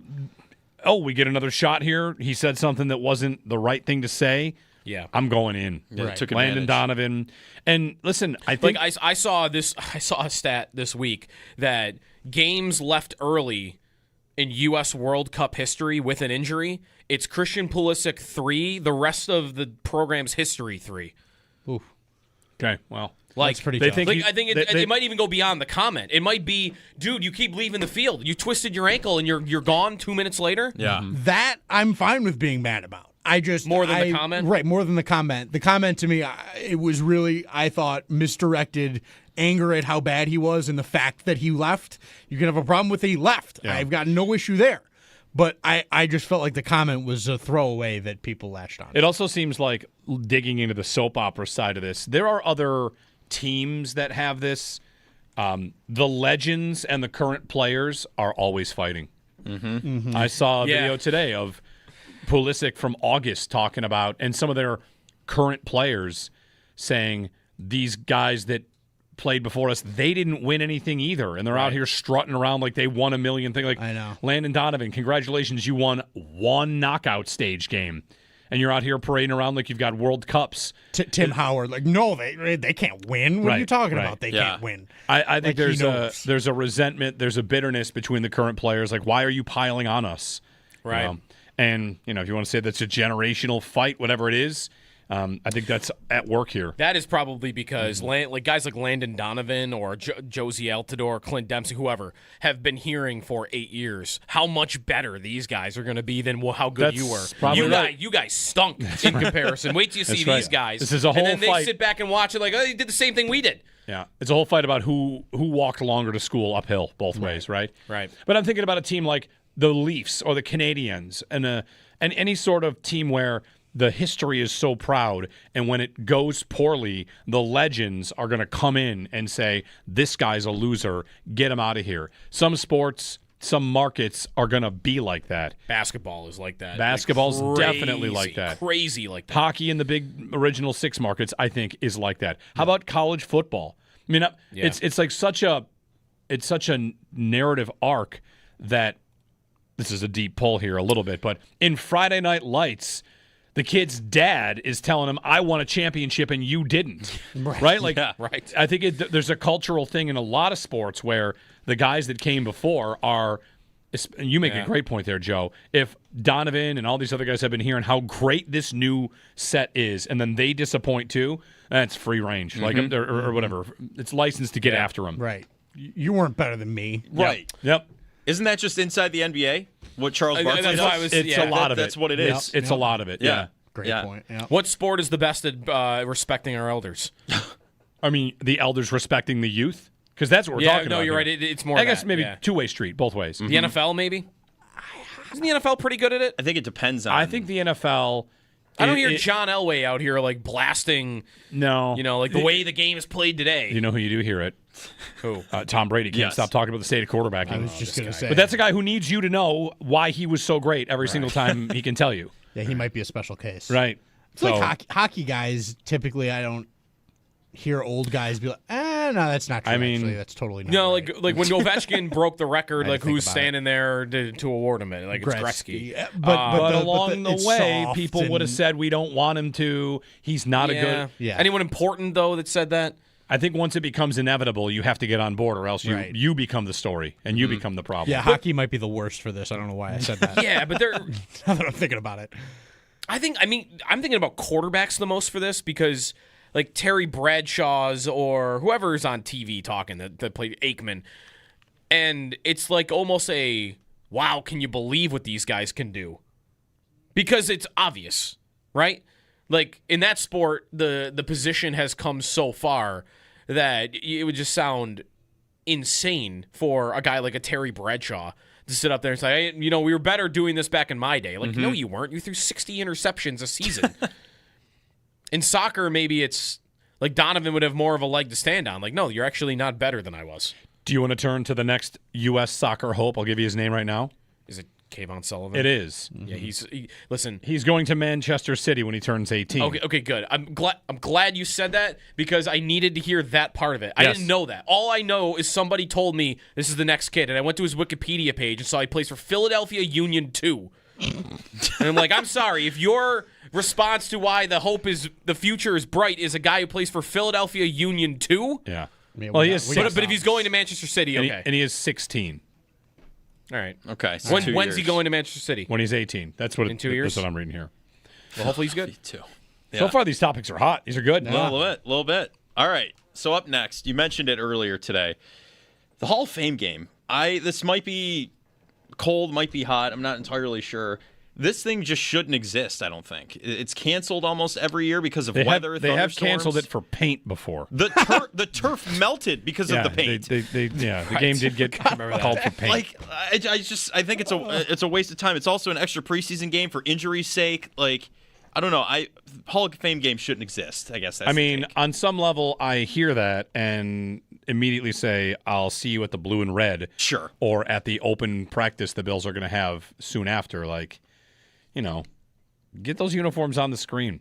Yeah. True or false? If they put a college team in Cowboys uniforms against a college team in Packers uniforms, and they said It's just, this is exhibition. They put it on NBC on Monday Night Football. Would it draw 20 million viewers just to look at the uniforms? Yes, I think it would. We're just rooting for laundry. Like the Hall of Fame game. Just rooting for laundry. The Pro Bowl, we all hate it, and the Pro Bowl does well. Yeah, Hall of right. Fame game TV ratings. Let me I see. can't wait for Let's see all here. the ideas about how to make preseason Like, more here- interesting. here's a great in point. a month. Last year's Give me it. Draft pick awards. Like, Yes. can't wait. Last year's Hall of Fame game got a higher rating than the highest rated Stanley Cup final game this year. No way. Oh. Yeah. Oh, man. More viewers. Are we serious? That happens every year that somebody Yeah. says that, and every year it makes me. Yeah, really, I don't say that really, to really to upset. trash hockey on any level. It's just like you want to cancel it. I mean, It's the NFL. It's pulling ratings, It's doing yeah. well. Oh, man. I doing would well. miss it just for the memes, like just for the jokes of like the day before it happens. We're all going to be like, "Who's going to play quarterback?" And Yeah. we're going to say the most ridiculous things. How you could much possibly more say. highly rated would the Hall of Fame game be if it was like a spring game? Instead of at the start of training camp. Yeah. Like a post draft, Ooh, yeah. sort of look at the new guys, That'd be Good cool. question. Put it in like May. right? The draft pick extravaganza, like an East-West Shrine game, but of drafted players, not pre-draft, post-draft. Yes. Like an NFL summer league, if you will. I'm just saying, I think a post-draft game that's like the East-West Shrine would quintuple the ratings of the actual. Now I know who I'm watching for. I'm not just watching guys. Now I'm seeing like, all right, let's just see if Skylar Bell gets the ball thrown his way. You know how big that would be for fantasy, like dynasty purposes. Yeah. Oh my goodness! So wait, in this game, you've got them wearing. East and West, NFC and AFC. Are they it's wearing, it's the like- draft Right. pick extravaganza. The But draft is pick. Skylar awesome. Bell wearing a Bills uniform? We'll do it like the Pro Bowl used to. He wears a Bills helmet, and they do regular colors like blue Little versus icon red or something on the and jersey. it's the draft pick showcase. Oh, this was a great idea. 100%. Sign me up. This is a really good idea. That'd be awesome. People be afraid their guy gets hurt. 100%. Yeah. But it's fun, But if they get hurt, it's at least in May right? instead some of like time. Hall of Fame game in August, right? Yeah. Because that's like rookie mini camp around there, right? Yeah. Yeah. So, I mean, that would line up with that, I guess. It's kind of perfect. All right. So Hall of Fame game kind of cold, but maybe we'll revisit that. The one, by the way, the unplayable turf conditions, they used the wrong paint. It melted the synthetic turf rubber pellets, making the surface hard as cement. So they were getting tackled on cement. But the next hot take, or hot or cold take, I put out this tweet last night because I saw the story from the Buffalo News where the Bills are kind of maybe thinking about doing something with the old stadium site now. It's not where previously it was just going to be demolished and turned into parking. So I put out there the responses have been a little interesting, to say the least, but there are a few interesting ones. A lot of people campaigning for outdoor ice rinks and stuff like that, like outdoor ice rinks with benches from the old stadium. Lots of casino Robert De Niro gifs going down underneath. What do we think? Should it be used for something, or would you rather it be a parking lot to be more sustainable for the game day experience? Or do you maybe parlay it into two things where it's a parking lot, but it's like a specialized thing? Like, I don't know. I would like to see it be something where I can mark the spots that all-time plays had happened. That'd be cool. Ooh. Like put little gold football plaques down in places. Yeah. I mean, if you wanted to, you could do lines. You could do it where there's the Taron Johnson spot where he intercepts the ball, and then there's an arrow, and you could run the route. That would be And if sweet. you had like 10 of those, it would look like a mishmash of lines, but you could follow the track you ran. Here's what you do: you put a projector above it, and then it's animated, and you can just draw the lines like the dots. Yes. And you can like project the dots on the turf. Yeah. Little sort of a Bills museum almost situation. That would be. What else? What would be the best thing to have out there? I don't mind the ice rink idea.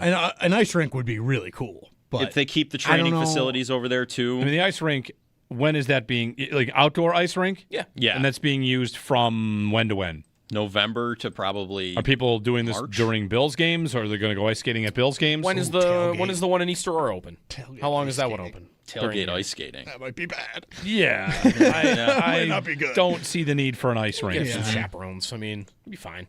What do we want out there? A Kahunaville?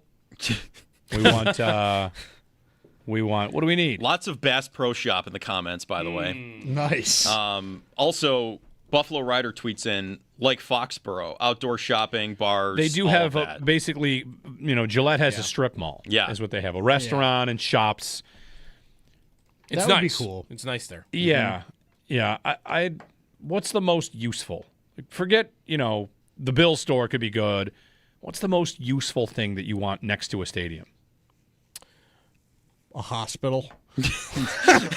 I mean, I was going to say a bus station. Right. Bus station. Or a light rail. I mean, Some sort of, that like- takes obviously a lot more than just the space there. Yeah. Some sort of ride share, center. Yeah, Mary like tweeted a- in family center that includes a train station or a rail station. Yeah, like that's that's that'd so be much. a slam dunk, except you need the train rails to Yes. go there. There's a lot more That's a much bigger infrastructure. project. What else could we use over there? What's the chat want over there? I'm They got looking any right now. ideas? There's a hotel in all caps. Thanks, Flap. Yeah. Racetrack. Watch party area with a rink. Racetrack. Sean tweeted in, again, tailgate zone, maybe a couple nice bars, parking lot, elevated parking lot experience kind of a thing, tailgating An experience. elevated parking lot experience or a ramp. I would. Yeah. Oh, maybe a parking Ooh, ramp. maybe one of those vending machine parking ramps that Yes. you're talking about, Joe. They have those in Japan. Yes. They're awesome. Put a quarter in and get your car back. Country's 50 years ahead of everybody else. Parking vending machine. World's biggest Chili's in chat. Okay. The world's Okay. another fit there? suggestion I don't from the even know. chat. Holograms. A nature preserve for bison. Oh, Some real bison grazing. some real ones. That seems like death That waiting would to be happen. day Yeah. one somebody tries to ride a bison. Somebody goes in there, That's- you got yeah, problems. without They question. cut the ribbon, and then 10 minutes later they close up shop. Yeah, they I thought mean, people dove into the pit. Yeah. What about the Pit 2.0 was a comment, by the way. I mean, but- weren't we supposed to get a sports book in the new stadium? What about that? Put a sports book there. Like a casino? sort of thing. yeah. That's like I said. There's a lot of Robert De Niro outside of a casino. GFs. I bet there's in the chat. I bet there's probably some interest in somebody doing some of that action, just based on the monetary. How about a store where you can get the nameplate on your jersey swapped out? Just that. That's an idea. You go to the stadium, you haven't had a chance to change your Sammy Watkins, Chase or Claypool, Chase and you change it. Yeah. Not that you have a Chase Claypool. You know, we could use that right now. Did you see what the Miami Heat did this week? So they traded for Giannis in their official team store for like a week. They've been selling Antetokounmpo jerseys with the number 34, like at the arena. And then yesterday, he's like, "Yeah, I'm gonna wear number 7." Sweet. No, my. So all these people just dropped hundreds of dollars on brand new Giannis jerseys, and like it's not even the right number. The horrible. Ottawa Senators promotion for turning in a Brady Tkachuk jersey was chuck it out. Yes. And Yes. they offered you 40% off another jersey if you brought in a Brady Tkachuk jersey. I didn't even make awesome. it to what the So deal was good. because I saw that the promotion's name was Chuck It Out. Yeah. That's awesome. The answer, of course, is they should just give you a free jersey. Right. That's what should happen. Yes. We traded this player. We felt it was best for us. We got a king's ransom. You might have liked him. If you want it out, who cares? Here's a free jersey. What about, by the way, for the old stadium? Like they have a stage on that little row. What do they call that? The little row they have, like where we were doing pregame last year. And there was a stage where they would have like a local band play. The Boulevard? Is that what it's called? Yeah, the Boulevard. The Boulevard. I'm Oh. proposing we move the Boulevard or move the stage where that local band was playing, and let's have like a bigger stage area Yeah. where like, all right, you want to go listen to live music and hang out before the games? Yeah. Go to where the old stadium was, and there's gonna be a big stage there. Yeah. Yeah. John just tweets in 1 minute ago. What about a Bills museum? Kind of along what you were Yeah. saying at first, but build an actual museum. like a real Like maybe you move the Buffalo Football Hall of Fame there or whatever, right? Something like that. I'm not sure. The Buffalo Sports Hall Buffalo of Fame? Sports Hall of Fame. Yeah. It is in the arena Or what downtown. if we reinvent the pit, but we go to the old stadium and make that the pit, but it's like, it's safe. It's like styrofoam. There's, like, stairs and cubes, stuff. or not styrofoam. It's what are the filled foam, with Orbeez or the Like foam a cubes. ball pit. Yeah. Here come more ideas. A zoo, but only with animals of NFL teams. Mascots. Oh, I got I like it. a top golf. that's all over. How many animals? Well, I guess there's a lot of animals. They couldn't all coexist. Well, they together. have separate exhibits, you would think. Zoos. I'm talking about- that's But, I fine. mean, it's not like we have that much space. Like we're just building a brand new zoo. I don't think we're put. Another one. This one comes in from Ashton. Zach Benson's Family Fair. the carnival? Carnival. Let's go. Permanent residency for the Benson Family Fair. That Yes. would be awesome. That'd be awesome. All right. When do we get the Benson Family Fair in Buffalo, New York? It's got to happen at some point, but I'm not Are entirely they still sure. operational? I don't even know that. I'm unsure, but that's hot or cold. All right. Brought to you by Belknap Heating and Cooling. For more comfort and less ka-ching, give Belknap a ring. Tomorrow it's Shots of Audio. Yeah. And return of Cup of Joe because Tomorrow, World Cup games right. again. It's only two countries. It's a coin flip. It is only 2 countries. Good. By We the can way. combine that. You in could the- just do the next you could day. do 8 facts, and we got to line it up between France and Morocco. Oh, that'd be cool. Oh, that would be cool. It's a lot of work. Someone Yeah. pointed out But they're gonna be that done. these matchups are matchups of colony and colonized. If you go back far enough, because Norway would have colonized England at some point. I mean, that's Vikings, right? They did. That's what I saw. Could it be fake? Sure. Yeah, Norway successfully ruled over England as part of the North Sea Empire from 1028 to 1035. There you go. Short-lived, that North Sea Empire. What was it, 1023 to 1025? 1028 to 1035. Okay, 7 years. 7 years. Listen, if you win... Hey, you could take over England for 7 years. It is kind of funny how pretty good job. in sports, if you win twice, it's a dynasty. And here's like 7 years of rule, and you're like, that's nothing. That doesn't count. Win 1 championship. Are the Eagles about to be a dynasty? All right, 803-0550 is our phone number to join us on WGR.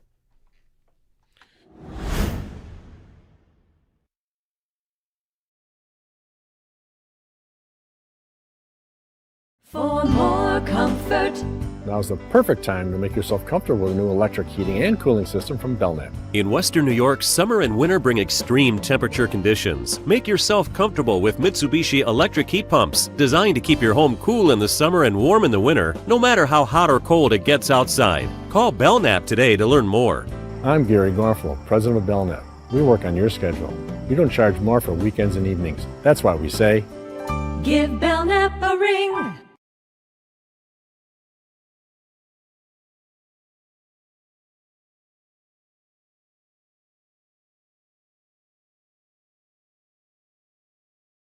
Now there was refereeing stuff I saw too in this game. I saw a lot of complaining about refs in this game. Of course there was. Thierry The Henry game was one of them. appeared to be fixed, which maybe that's the way we finally get rid of replay in sports. Is anybody else out You're there? saying that like legitimately? Yes, the Egypt coach said it was fixed. Wow. There was no justice today. Yeah. Isn't that the thing, hopefully, if we ever get rid of replay, which I think we never will, is anybody else out there, I don't know, you're with me, you would strike it dead forever and never think about it ever again? Because we've gotten to a point where, well, guys, it's about getting the call right. And was the call right that took the call off the board, the goal off the board, the 100-yard foul? It's 100 yards away in the build-up on a counterattack. Egypt scores to go up 2-0, and they go back in review for a foul at the other end. Right. Like all the way at the other end. 100 yards the VAR away. review was like they fast forwarded the part where he runs all the way through the field with the ball. Mm-hmm. Like they had to do the two times fast forward. Hold on, let's go back and find this. Yeah. Why not go back 10 minutes before that?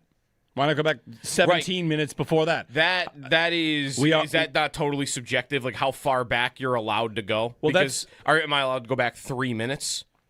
That's what I've always wondered about hockey. Like, does hockey have a set time limit for offside, or if you come into the zone offside and then you have the puck for 8 minutes in the zone, it's offside. It's still offside, so we're going back 8 minutes. If you want to challenge it, all right. If you want to challenge that, that's offside. How different is that review yesterday, 100 yards away, different than the Bills score a touchdown on 3rd and 8, and the officials go back and they say, actually, on 2nd and 10, there was a hold. You know, you got a run play before this that looked like it went, no, there was a hold. Take the touchdown off, move back to 2nd down, go back 10 yards backwards. I you know me, I'm constantly complaining about this, and we have to get it right crowd. I just wonder if they realize that it's not getting it right. And if they think, in theory, getting things right is great, but we have to accept a level of, fluidity here. Because what replay of everything and subjective replay and all that has been able to do is have people wonder if the game is fixed, and they're using replay to fix it. Like the Egypt coach who said there's no justice in this game. Yeah.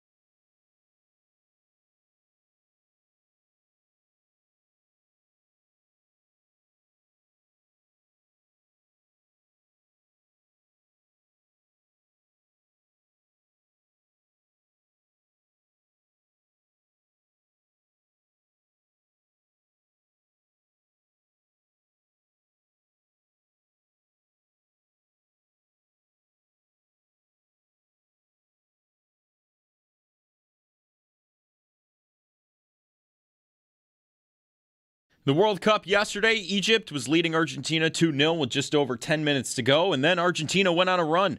Messi assisted on the first goal, scored the second in the 84th minute, and Enzo Fernandez iced it in the second minute of stoppage time. Argentina advances after their 3-2 win. Also, later, no one could score a goal between Switzerland and Colombia. It came down to penalty kicks where Switzerland advanced to the quarterfinals. No matches today as we gear up for the start of the quarterfinals tomorrow with France taking on Morocco at 4. Around the NFL Network's Mike Garafolo reports that the Buccaneers and Baker Mayfield are not close on an extension, and the Commanders hired former Vikings assistant general manager Demetrius Washington as senior personnel executive. In baseball, the Blue Jays, they beat the Giants 9-3. The Yankees fell to the Rays 6-4. The Red Sox, they beat the White Sox 8-1. And the Royals, they beat the Mets 16-12. Those are your Paddock Chevrolet sports headlines. Paddock Chevrolet with you for the extra mile since 1935. I'm Joe Cali for Western New York's Voice of the Fan, WGR.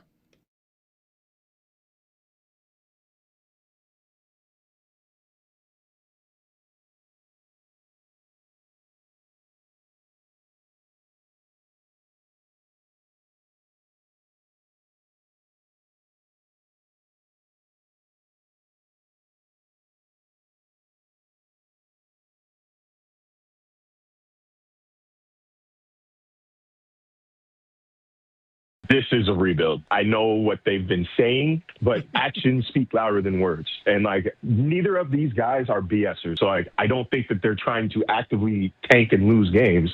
But you traded away or cut all your best players from a season ago. You're not giving any big money to any free agent outside of Malik Willis. And you've identified the guys that you want to rebuild around. And A10 is the guy that they want to rebuild around.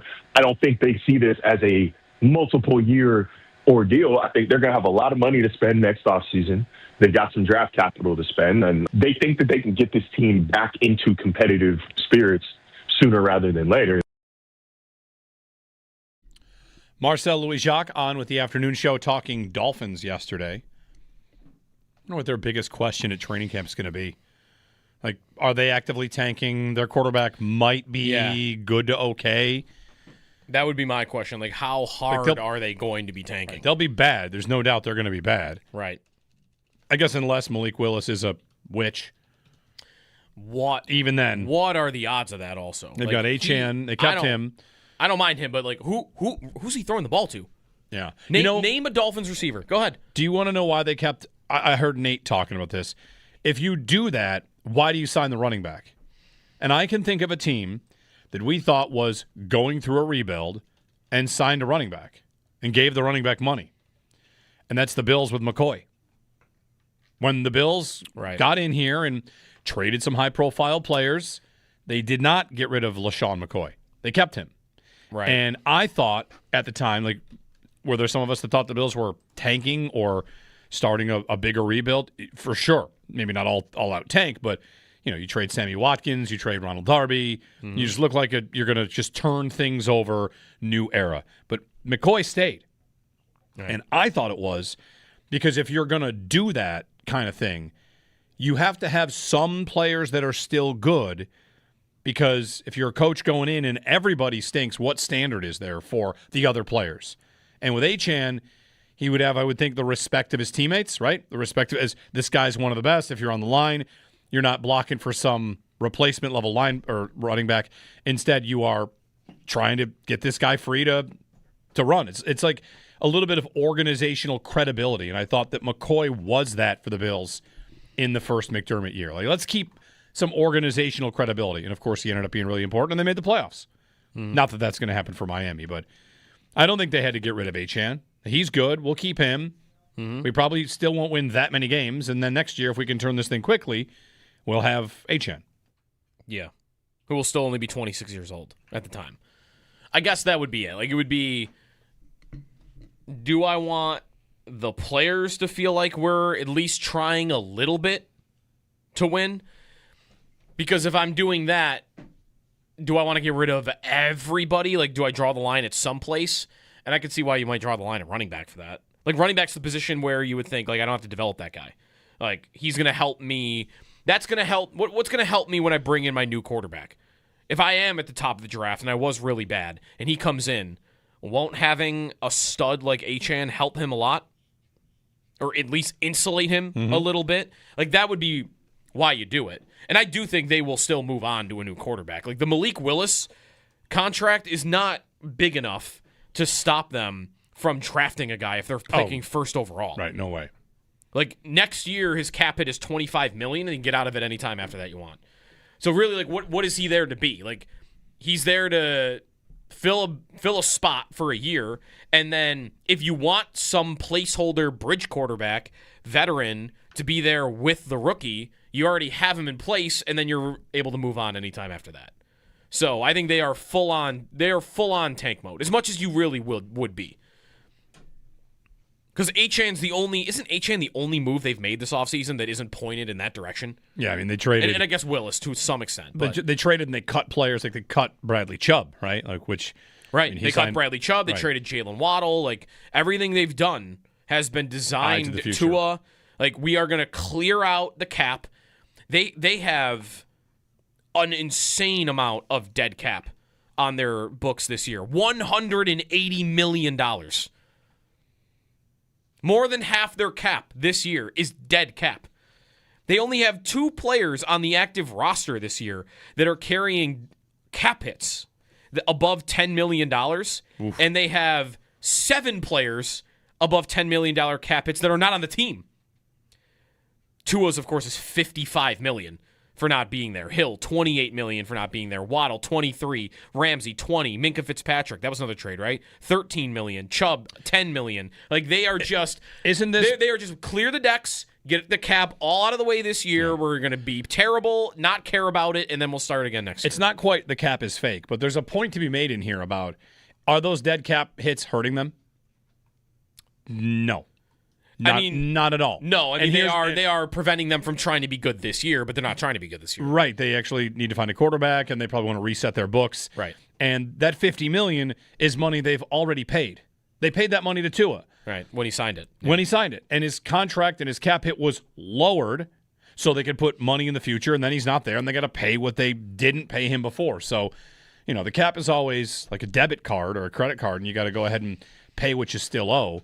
But to me... And they're choosing to say, let's pay it all right now, and then we're done, rather than we keep them around or we spread the cap hit out in multiple years. Next time somebody tells you paying the wrong player or quarterback sets your organization back 10 years, it's 1. Yeah, it's 1 year. 1 year, they're clean. That's it. And what do they get for it? They tried to win. They didn't win materially all that much. Right. But they tried to win. They kept Tua's cap hit lower, and they went out and traded players and got other good to great players, and they made the playoffs a couple times and fell short, which is what a lot of teams ultimately do. So, I think that a rebuild is probably right for them. But doesn't mean it will work also. No, of course. You got to find the right players. But I'm just here to say everyone's so afraid of dead cap. And, if you're a good team trying to compete, sure, it'll hurt your ability to add more players. But here's a $50 million dead cap hit on a contract everybody knew was bad at the time because you're trying to win and make the playoffs and do something. It didn't work, and it takes 1 year. 1 season, clean. Mm-hmm. Any idea organizations are set back 10 years? Even drafting the wrong quarterback. That's just never happens. I think, honestly, looking back on that deal, the mistake, right, I don't think the mistake they made was they held themselves up for years and are stuck. I think the mistake they made was not identifying the weaknesses that he had and saying, let's try and upgrade. Let's do, and for that, it's hard. Like, you have to be aggressive. You have to be willing to pay, and you also have to have the opportunity. But let me make my Jared Goff for Matthew Stafford trade. By signing Tua, the real punishment is the rest of Mike McDaniel's time there, he was your quarterback. Mm-hmm. If you had decided right then and there, he wants this money, and we think we can do better than him, let's move him. And let's try to be better than him right now. Rather than by signing him, what you are saying is, I don't know how long this is going to go, where we are competitive with this coach and these receivers and this infrastructure, but by signing him, what I've said is that until it's over, he's the guy. And that was their mistake. They should have decided right then and there or tried to find something else. And again, that's easy to say because I don't know what that something else would have been, but their version of the Goff Stafford trade would have been what I was trying to do when it was time to pay him. This is not the punishment because, like you said, next year they'll be clean. They'll be out of it. And they'll probably draft a quarterback in the top 5 and be hopeful about it. 803-0550. 1-888-550-2550 to join us if you want to, Actually, no, don't do 1-888. That one's out of commission. We just learned that. It's just 803-0550. Are the Jets tanking too? No, probably not. They're not? No, probably not. Is it just because of Geno Smith? It's because of Geno Smith, and Aaron Glenn is not he's in year 2. He can't tank. Right. I mean, coaches never, you could say coaches never do, but a coach in year 1 can understand and get behind let's build this thing from the ground up. If Aaron Glenn wins 3 games, he's fired. Oh, sure, absolutely. If he wins 6 games, he might be fired. I mean, should the Jets? Yeah, what is the Jets? What is the Jets' goal this year? Right, should they trust him and his coaching staff with a young quarterback? If they do, he'd be a candidate to be fired 1 year into the first-round quarterback, which happens almost every year now. Almost every year, a quarterback drafted in the top 10, the coach gets fired within a year. You think a quarterback buys you time, and those guys get fired all the time. Right. Well, it's Geno this year, so I look at their roster and feel like it could be decent. But it's the Jets. So, no, it's not. Right? And really a lot of it is their weapons and their offense. Geno can throw it. And if you could just block for him, you'll get that. Last year, the Raiders could not block for him at all, and it was horrible. What happened in Seattle the previous couple years? It actually went decently well. And who's he throwing to? Garrett Wilson, Omar Cooper, Adonai Mitchell? That's not bad. Yeah. Breece Hall is still there. But I don't know if they're going to be able to stop anybody. They had 0 interceptions last year, which is still one of the most incredible stats of the season, that they went the entire year and did not have a single pick. 803-0550. That's the phone number. Give us a ring. Jeremy and Joe on WGR.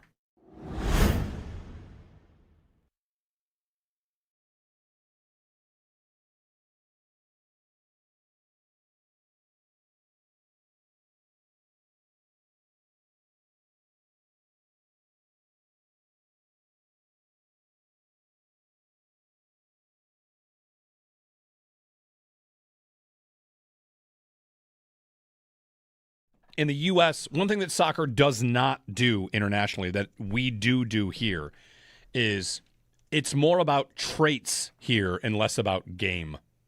And if you got a kid that is fast developing, looks like he's going to be huge, so much of the scouting community is about he'll catch up to his body. And that kid gets picked over the kid who has the skills, whose body isn't ready yet. And he's too short or he's too small. And all I can think of is the number of times that we're watching, why was JSN 20th off the board in the NFL? The answer is because he wasn't large. Mm-hmm. That's it. That's all of it. If he was 4 inches taller, he gets drafted higher. And in soccer, internationally, sure, you might be 6'4", but it's the skill, it's the ability. And here, and I'm sure you can speak to this. Absolutely. That, athleticism is viewed as the trump card over the actual ability. Listen, I got drafted in the OHL. I'm very proud of that. I played 1 year of AAA hockey. The only reason I got drafted in the OHL is because I was enormous. It's why it happened. I hadn't played any kind I played 1 year of actual high-level hockey before I got drafted by Sault Ste. Marie. They saw me, and I bet you they decided to draft me before they saw me make a save. Yeah. Because I was huge. That's it. That's all that mattered to them.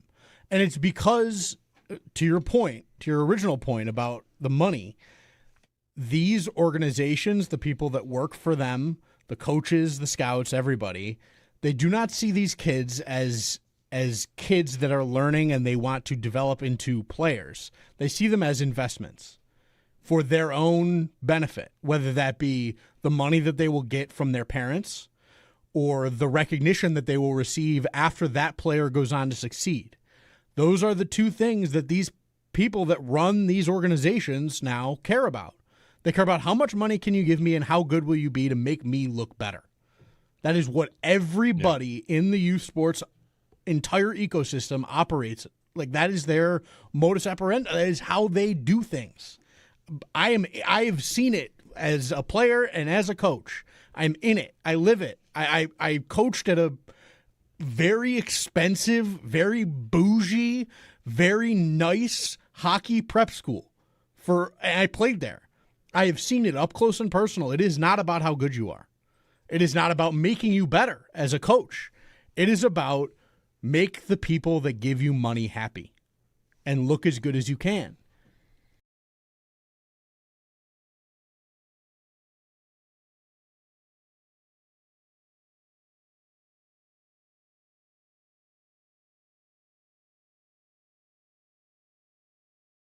I think that's just Benford's lot in life, is to be good to great and never appreciated. Actually, for it. it's funny you mentioned that because I remembered that when yesterday Jeremy Fowler ran this again for before 2026. Posted it yesterday. Execs, coaches, and scouts rank the top 10 corners, top NFL corners for 2026. Okay. So 70 voters. You have the full breakdown? I've not seen this yet. I'm very excited to find out if he has received even a mention. I have the list in terms of ranking. Can go down it real quick here. Pat Surtain, number 1. Okay. Derek Stingley, number 2. Yep. Okay. Christian Gonzalez, number 3. Good. Devin Witherspoon, number 4. Trent McDuffie, 5. Quinyon Mitchell, 6. Denzel Ward, 7. J.C. Horn, 8. Sauce Gardner, 9. And Cooper DeJean, 10. Not a surprise to not be in the top 10. Just not a surprise. Correct. You could, of course, make the case. He just does not get the attention. All right. Honorable mention. Yes. There are 4. Kamari Lassiter, Joey Porter Jr., A.J. Terrell, Jalen Johnson. Then there is an others receiving votes category. Yeah. Listen, I want him to receive votes, but at the same time, I want the bit to still go on, that the league doesn't know he exists. So you had a top 10, then you had 4 honorable mentions, and then you had 10 corners also receiving votes. So that comes to a total of 24 corners that are mentioned in this thing. The also receiving votes category: DJ Turner, Marlon Humphrey, Elante Taylor, Deron Bland, Kool-Aid McKinstry, Travis Hunter, Tyson Campbell, Byron Murphy, Diamandre Lenore, and Reek Woolen.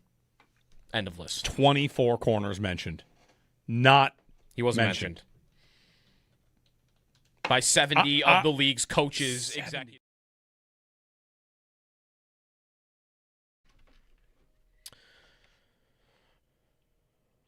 Warm today.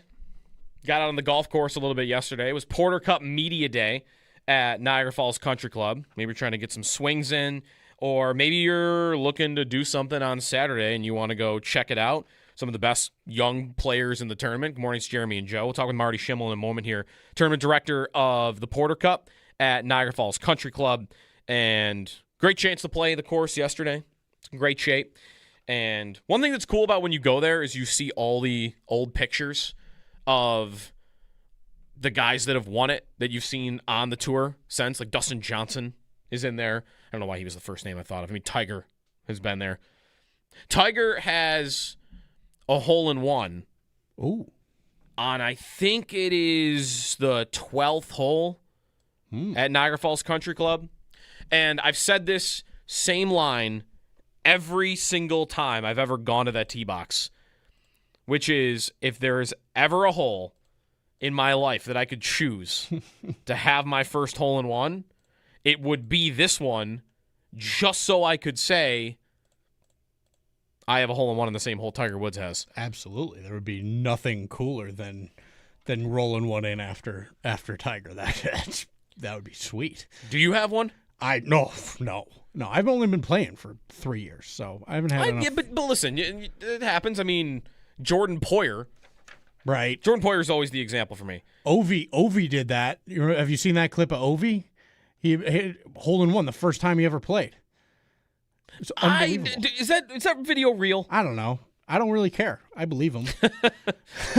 I mean, really, it's why would he lie about that? I don't know. I feel like it's probably real. Is it possible that Ovechkin, the video, if you don't know, this is when he was a rookie, isn't it? Yeah, I think like he was a long rookie. time ago. Yeah, really young. He did not golf, had never golfed, or just wasn't a golfer. Part of the video, I remember seeing him swing. I'm like, that guy's never played golf before. First ever round of golf. Okay. And he stepped to the tee box, hit it, and it went in. That's crazy. It is wild. I guess I'm looking now. There's never been anyone that has said it's fake. It was a 160-yard par 3. That's a pretty deep one, too. Caught it clean. I mean, you watch his swing, he does not look like a golfer. It kind of looks like he's taking a one-timer. Like a slap shot. A slap shot? Is that... This is going to be the dumbest question ever. So let's get stupid. We'll cloud it under let's get stupid. Good idea. What is more... Is it possible that is more impressive than being the NHL's all-time leading goal scorer? What's more impressive? A hole-in-one on your first ever golf swing, right? Or being the NHL's all-time leading scorer? You can luck into, clearly, a hole-in-one on your first time playing golf. Right. You cannot luck into being the all-time leading scorer of the NHL. That is true. Yeah, that's right. I think it might be close, though. That might be close. Ovechkin scored the most goals ever, but also had a hole-in-one on his either first ever golf swing or first ever golf round. Right. Whatever. Which must have started with a par 3 amazing. Somehow, by the way. Yeah. So anyways, Porter Cup coming up on Saturday. Marty Schimmel from the Porter Cup, tournament director of the Porter Cup, now on the Western Hotline. It was good to see you yesterday, Marty. And the tournament, I know, is coming up on Saturday. Weather looks good, right? And the field is good, so it will be opportunity if someone wants to come out and watch some great competitive golf. Marty, we got you? I think, hold on. Hey, Marty, you there?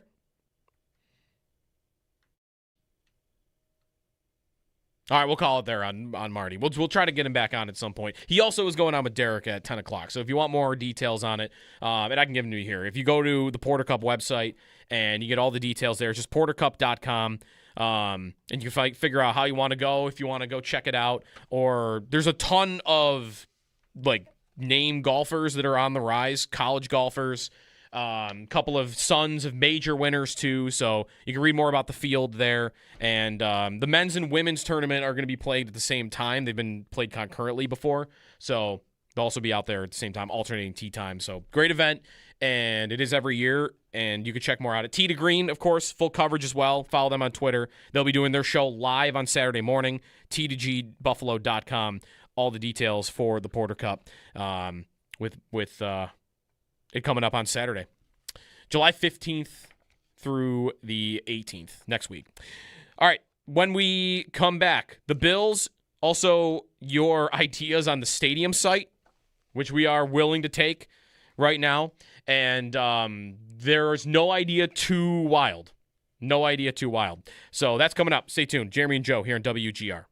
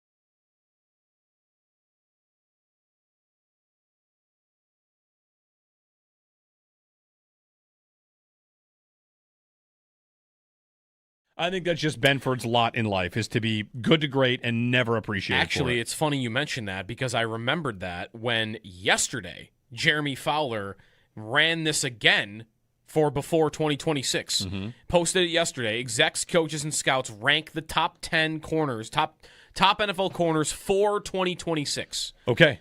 So 70 voters. You have the full breakdown? I've not seen this yet. I'm very excited to find out if he has received even a mention. I have the list in terms of ranking. You can go down it real quick here. Pat Surtain, number 1. Okay. Derek Stingley, number 2. Yep. Okay. Christian Gonzalez, number 3. Good. Devin Witherspoon, number 4. Trent McDuffie, 5. Quinyon Mitchell, 6. Denzel Ward 7, J.C. Horn 8, Sauce Gardner 9, and Cooper DeJean 10. Not a surprise to not be in the top 10. Just not a surprise. Correct. You could, of course, make the case.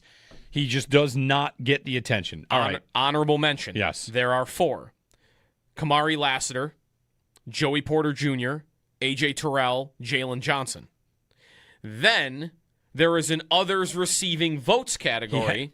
Yeah. Listen, I want him to receive votes, but at the same time, I want the bit to still go on that the league doesn't know he exists. So you had a top 10, then you had 4 honorable mentions, and then you had 10 corners also receiving votes. So that comes to a total of 24 corners that are mentioned in this thing. The also receiving votes category: DJ Turner, Marlon Humphrey, Elante Taylor, Deron Bland, Kool-Aid McKinstry, Travis Hunter, Tyson Campbell, Byron Murphy, Diamandre Lenore, and Reek Woolen. End of list. 24 corners mentioned. He wasn't mentioned. By 70 of the league's coaches, 70. executives. Not the media. This is not, well, the media doesn't watch him. These are the dudes watching film. Right? Coaches, scouts, executives. These are the guys that get talked about like, oh, they're the ones doing the homework. They're the ones doing, whatever on the league. I'm not here to tell you he's top 5. I'm not here to tell you he's top 10, but man, it is crazy. If his peers come out in the next couple weeks in the NFL top 100 list and put him at like, what are we up to? 70? They put him at like 70, then that would do, I think, as much as being on this list would, but he's not mentioned.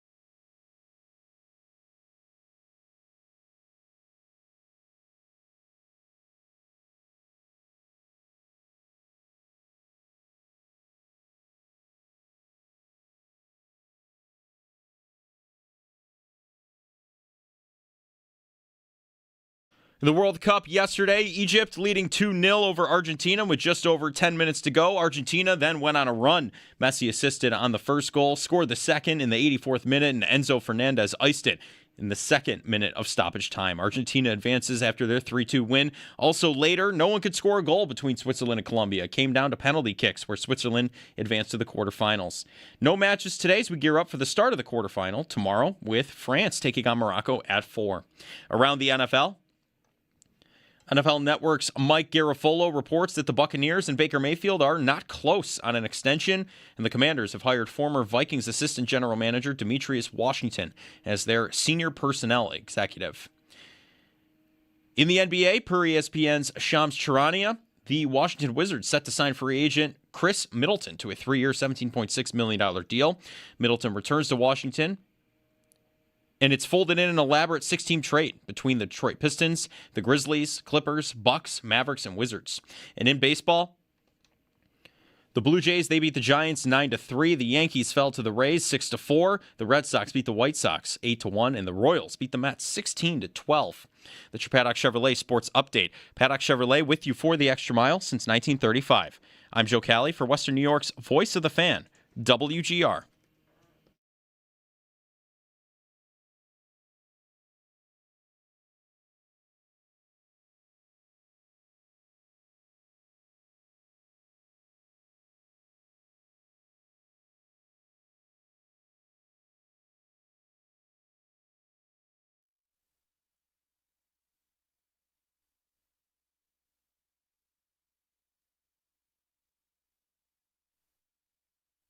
vez Messi se desvía la pelota que cae al área.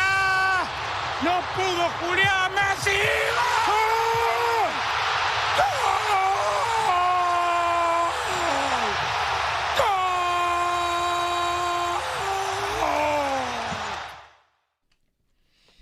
He lost his voice a little bit there. He did.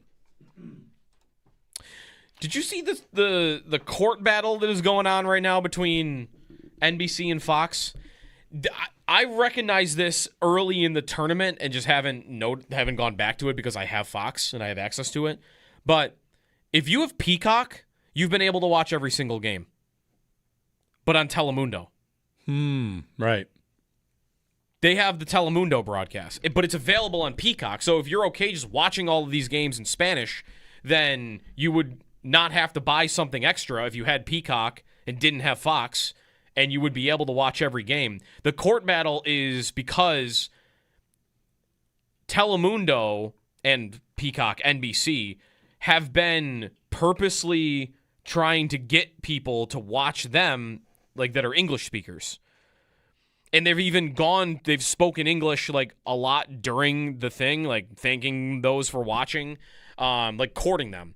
And they had numbers that 20% of the Telemundo World Cup viewers say that they're English speakers, like as their primary language.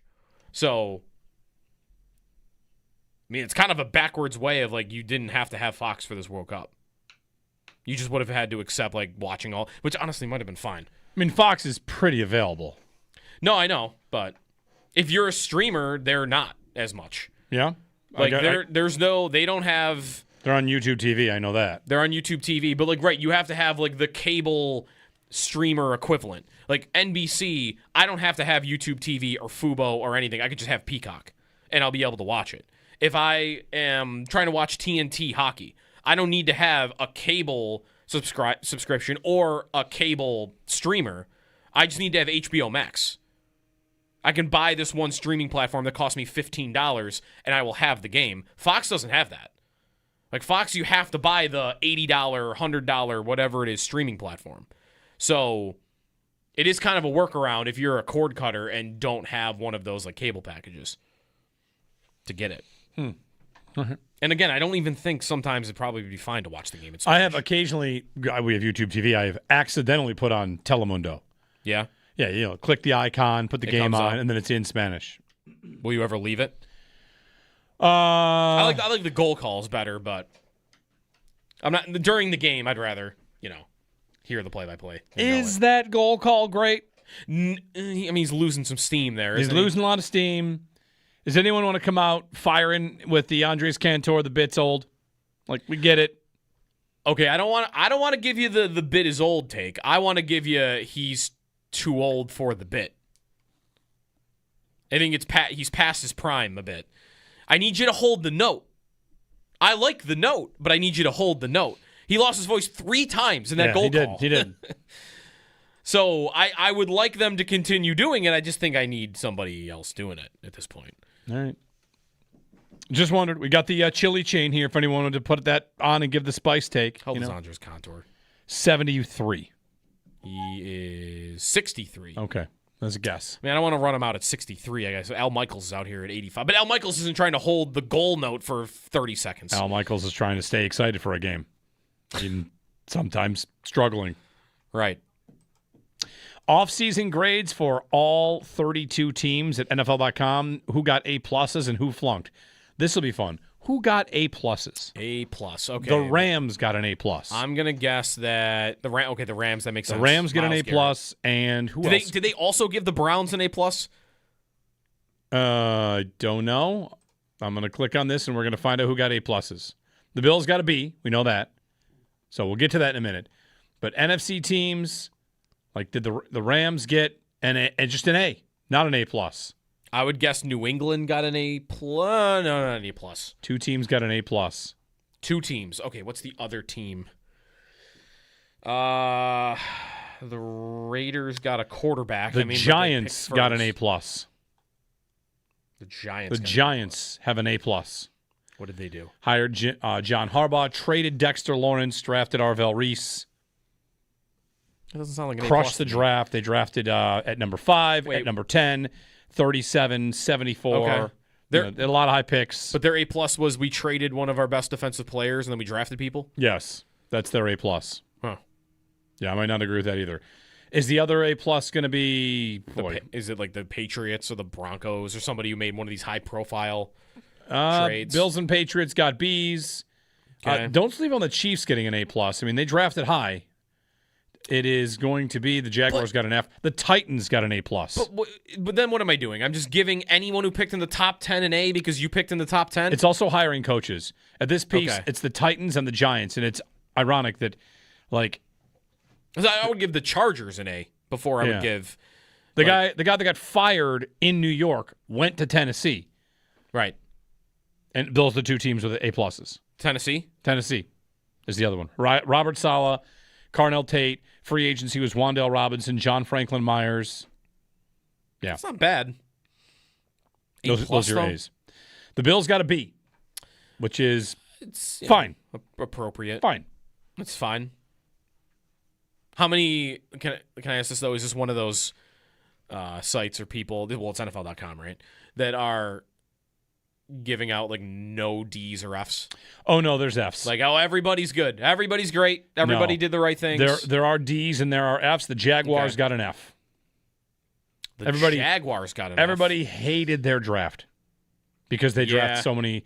They drafted a blocking tight end in the second round that everyone thought was going to go in like the 5th round. Yeah, the lowest grades are Jaguars F. They also lost Travis Etienne. Right. Formerly Travis Etienne.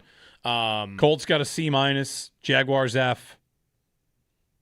Colts got a C- because they lost Michael Pittman. Yeah. And just ran everything back. They also lost Phillip Rivers. True. Right. Big loss. They traded Michael Pittman. They didn't have first-round picks. That's really what it comes down to, right? Because they traded those for Sauce Gardner. But see, like, to me, that is not a part of their offseason. They traded them going before the offseason. If we're just evaluating the offseason, it's what did you do with what you had when the offseason began? And you didn't have the whatever. Yeah. It's offseason grades. The Bills getting a B, I mean, I wouldn't. How would you argue that one way or the other? Like, nobody would say they had an A+. No. And I don't think anyone would say they had an, well, you might say A, but it all depends. Everybody's offseason has a different goal, right? Like, what's the Bills? To break through the wall? To kick the door down or whatever you want to say? Like, I think there's two parts of me. There's the me that if I went back in time and told what the offseason became at the end of the regular season or at the end of the playoffs, would have wanted to give them like an F. And sitting here today, I feel like it's a B. But if you had gone back to the day after the Broncos season, here's what's going to happen. They're going to fire Sean McDermott. They're going to promote Joe Brady. They're going to trade a second-round pick for DJ Moore and guarantee him $1 billion. And they're going to bring back Connor McGovern. If you told me that was their offseason. And they're going to trade down and draft 1,000 defensive players. That day, I would have told you that's an F-. And today, I feel like it's like a B. Because, I don't know, context on the Moore trade and what has happened around the league elsewhere, and, you know, the idea that Brady could be different than what he was as the offensive coordinator. It's warmed on me over the months. But if you had told me the day after Denver, I would have said F-. Right. The day after Denver, you might have thought Keon Coleman might be traded. That too. You definitely would have thought it the day they did the press conference. Might have. And he's still here. He's still here. 3 weeks from today, he'll be at training camp. He's here, but he's not being counted on in the way that he was in the previous two seasons. Right. Like, he's not just being handed a starting job playing 70% of the snaps. Like, I'm still skeptical that he'll even see the field. At this point, I feel like he's probably on the team, but not starting. Maybe he's the punt returner. Will, of course, be covering training camp, and, you know, every year there's how does it look at training camp?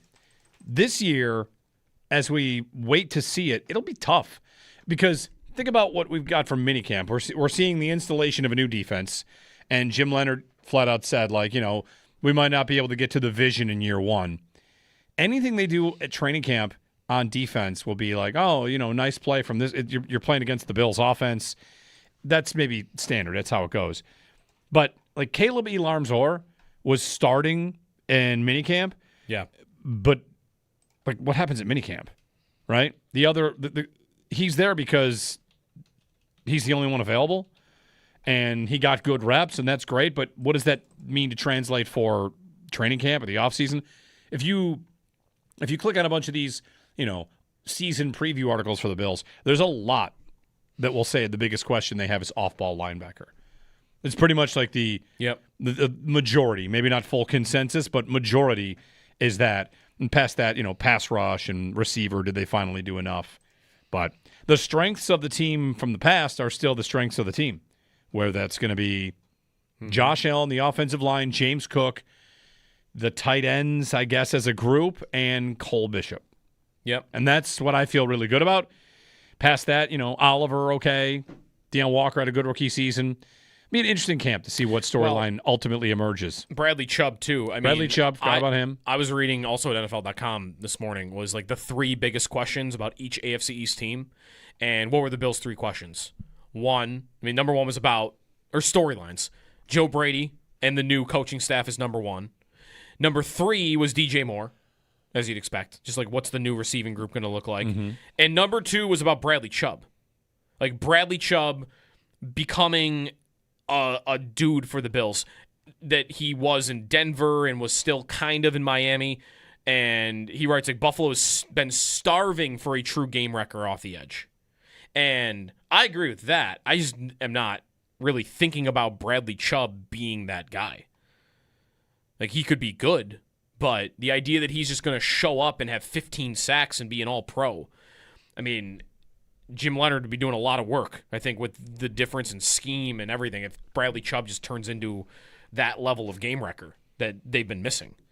Aren't Chubb and Moore the same guy to a point? Have been good. Same level of player. Yeah, like, do they still have it? Have been good, do they still have it? I think they're pretty darn close. Same tier? Same tier. Even when they were at their best in their careers, what were they? They weren't like considered the best at their positions, but they were really good. They were good. Really good players in their primes that are both 30 and we're wondering, like, okay, can I even get 80% of what they were at their best? Yeah. And I remember when the Dolphins released or cut Bradley Chubb, we had Marcel Louis-Jacques. We played a clip of him earlier about the Dolphins rebuild. And he kind of raved about him and said, there isn't a team in football that wouldn't be better if he's on the team. That's before the Bills signed him. That was just, he's let go, what's out there. And he just had a good review of him as a player, as a leader, as a person. So I'm, hopeful that it works. I want to temper my expectations on when it will ultimately produce. So I feel like he and Moore are the same. The difference is one gets to pair with Josh Allen. And the other gets to pair with a lot of pieces on the defensive line that we hope can put it together. And Jim Leonard. Is Jim Leonard going to be so good at the job that we see glow-ups and we see career bests for guys? If the scheme's going to be more aggressive and is going to be more about attacking the quarterback, and not just saying that because every team says that, but actually putting that on the field, then give me guys that are about to have their career best. If that's going to be the identity of this defense, then I want to see Greg Rousseau have a better year than he's ever had before. I want to see Chubb match his career high. He had a 12-sack season in Denver. Let me see that. Let me see him be a top 15 edge rusher in the league. Let me see Ed Oliver and let me see Deion Walker get pressure in a way that we haven't seen from them. Like that's about Leonard for me. And that's where my hopes currently lie in the defense. It's not as much about the talent or the personnel. It's about, I've got a different type of coach, and the previous coach had one thing above the rest that I would say he was going to get the most out of, one position group, and that was the secondary. Like, you were just going to get, corner especially, you were going to get good corner play almost no matter who was in there. Unless it got to the extreme levels like we saw in playoff games, right? Like where you're down to your A guy goes in for one snap. Yeah, and you're down to like your 4th and 5th guys, or Kyrie Elam's got to play in an AFC championship. Like if it gets really desperate, then it's tough. But Dane Jackson having to play and Levi Wallace and Benford becoming what he did. Like McDermott was going to get the most out of a secondary. But you cannot say after 8 years that he was going to do that for a front seven and a defensive line and an edge rusher. There's no way you can make that argument. And my hope would be that Leonard is going to come in, and maybe you'll lose some of that magic with the secondary, but he'll have it at edge rusher. And what McDermott could do for a corner, you're going to see Jim Leonard do for Bradley Chubb and Greg Rousseau. That's my hope right now. 803-0550 and 1-888-550-2550. Erling Haaland. I wouldn't say breakout star. More like, the band that got a big gig or appeared on SNL. They're already big. Or The Tonight Show or something. He's already pretty big, but this World Cup he's elevated himself. There have been a lot of articles about what he does. He eats cow organs and raw milk and 6,000 calories a day. He sleeps a lot. He has a world record for long jumping. When he was 5? He has the 5-year-old world record for long jumping. Should I go home and see if my 5-year-olds can beat it? Or like where they rank? You think Knox definitely. can jump 5 feet? 2 feet, 2 feet behind this line. Jump as far forward as you can with 2 feet. My son and my daughter. That seems like a great way to spend 5 minutes today. Just see how far they can how close they could come. Yeah, I can't imagine they'll get. What if they just did 6 foot? Would I just call Guinness? To call Guinness. I call Guinness. Can you just call Guinness? I would just call Manchester City also. Be like, hey, by the way, your guy that got 5 foot 4 inches? Will they just? I got a kid that did 6 foot. Will they just send somebody out to you? You know who would know the Not answer just to this? on a phone call, The right? 11-day power play folks would know this. It's a very extensive process. Okay. To get everything certified. I wonder how long if Knox jumped 5 feet today on a long jump, and you called Guinness, how long would it take to get them out? If you did 5, the record is 5 feet 4 inches. Also, 5-year-old world record. Like is there a long jump champion at every age? Do we know the 7-year-old long jump record? It's a great question. What about the 95-year-old long jump? Like just every age? What do you think the 95-year-old long jump record is? Do you think it's longer? Do you think it's longer than the 5-year-old? It's broad jump, by the way, which is 2 broad feet. Jump. 2 feet. Is the 95? No. You want to say shorter? I think it's shorter. You're going to look this up? You think we have actually got records of this? I think we have record of it. All right, while you're doing that. Mike in the car. Hey, Mike, good morning. Hey, guys. I've never been a huge Joe Brady fan. And my concern is that, and I keep hearing people talking about how McDermott held him back and, was so conservative that Brady's going to be so much different now that McDermott's not around. This is a stat. You can look it up. In the last 2 games of the season, 100% of the time that Cook came off the field, except for tush pushes, the Bills threw the ball. Think about that. Every single time, unless it was a tush push, that Cook came off the field in the last 2 games, they threw the ball. No running back ran the ball in the last 2 games of the season other than Cook. You can't get any more predictable than that. And you're Sean McDermott. I would need to see, understanding what you're saying, you would wonder down in distance, does he only come off when it's 3rd and 12? Does he only come off in those? He came because out, there's predictability in a couple different ways. If you said 100 times on the field that's a run, off the field that's a pass, that's not the case here. If when he's on the field, they're 50-50, and when he's off the field, it's a pass, my guess is down and distance would play a large role in that. But play some role. And it's also only the last it's also only the last 2 games. Are we talking about the Bills are down double digits and trying to get something done? Like in both these games they trailed late. They trailed late in both these games. So like is he coming off the field because they're going for more receivers, they're going for a pass blocking back as they're coming back as score effects are a matter here? Like 2 games of just off the field is a pass does not, I don't think, indicate full predictability. Well, but you add to the predictability earlier in the year, throughout the year, the runs on first down. I mean, just look at the last series of the season when we've got the ball. And I thought the best game he ran the entire season was the Broncos game until overtime. Throughout the game, he's throwing the ball on first down. He's giving Josh second and shorts. We get into overtime, and Cook up the middle, 1 yard. Puts Josh in second and long. He gets us out of it. Cook up the middle, 1 yard. Puts Josh in bad situation. He gets out of it. Cook up the middle for 2 yards.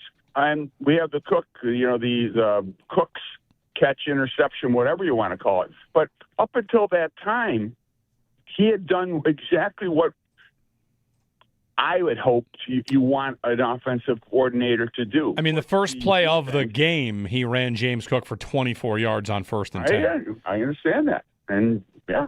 And I'll check all the first downs. In overtime, you're right. In overtime, they had 1st and 10, Cook run for 1 yard.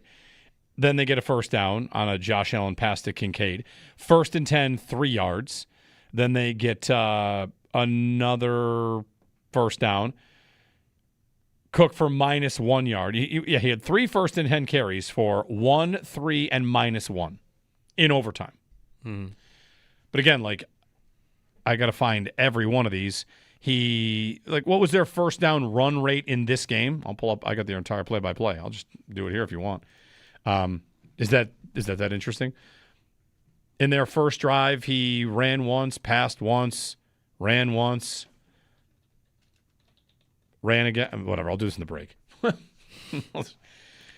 I'd help you out, but I am down a rabbit hole. I mean, I think it's not even disputable the point that they had become a run-heavy team, and that their 1st and 10 numbers, 1st and 10, they passed 10.7% below expected. Right. So they were a run-first team, and that was true on 1st and 10. That's true on 1st and 10 after a fresh set of downs via the pass, after a fresh set of downs via the run. They're a run-heavy team. And if they still are, then we don't get to say Sean McDermott held them back, at least not offensively. Now we'll see if Sean McDermott held them back defensively. Really, there are 2 questions to answer here about McDermott's influence on the team, offense and defense. And, of course, there's game management and punts. What if Joe Brady rolls out and we like how they're calling the offense, but he starts punting like Mike Tomlin? That would be that'll be tough. Bad development. That's almost like McVay-esque, right? McVay is terrible at fourth down He tends to be a punter. But he's the best play caller maybe ever. Right. I would just be careful here. If I'm charting all the things they have to do, if Brady becomes the Tomlin punter, you might realize McDermott was not that bad. There were years he was at the top of doing what you should. Yeah. Years where he drifted a little bit. And I don't know what Brady's going to do. Will he turn that over to the analytics staff?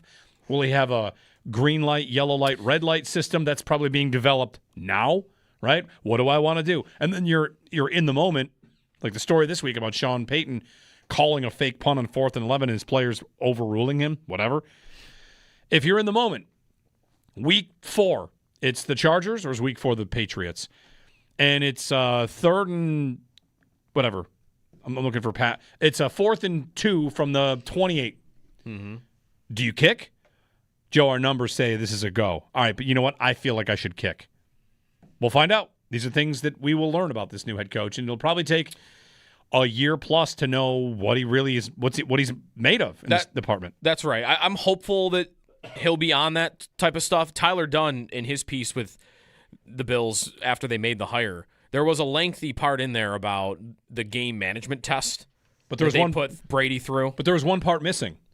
What are the right answers? Right. If somebody's asking you questions about game management, right? We knew they thought he passed with flying colors, but do we know what their bar was or what they considered to be correct? Does the owner think you should punt on 4th and 4 and trust the defense? Because then that's the right answer. I will say, and that's less game management and clock management stuff. That's more like 4th down decisions. McDermott was excellent in that department. He was one of the better coaches in the league. Consistently good. He was bad in his first year at it. Yep. And then it got better and better. And by the end, I think he was, unless it regressed last year and I forgot about this, there was a point in time where he was the second best coach in the league at that sort of stuff. Well, Dan Campbell was the only one that was better. If you want that, points, win probability lost type stuff, he was always rating. How much did they lose to kicking decisions? Let me get that for you here. All right. 4th downs. How often teams go for it when they should? The Bills were 4th. 4th best. 4th best. 4th best. Yep. Packers, Raiders, 5th best. Packers, Raiders, Lions, Bucks, Bills. How often teams go for it when they should, gaining a full point of win probability. And who the worst was? It was not Mike Tomlin. Well, the worst was Jim Harbaugh. The Chargers were the worst. I mean, I could just give you, like, for every team from 2017 to 2025, so all 8 years together, teams that go for it when they should. And a lot of these teams, of course, will have multiple coaches, but the Bills will not. It's just McDermott. Where did he rank? Third. Yeah, he was good. Third best over the 8 years at knowing when to go for it. But again, like, and that's not clock management. That's just fourth down. As the owner said, great roster, good coaching. Did he think third was a bad thing? It's possible. I'm asking questions. Oh, the Bills were thorough in their breakdown of game situations. What were the right answers? You know, like, that's important. 803-0550. I still think they should have kneeled against Jacksonville. I know. That was a good conversation. That was a good one. All right, we'll get a break in. Jeremy and Joe on WGR.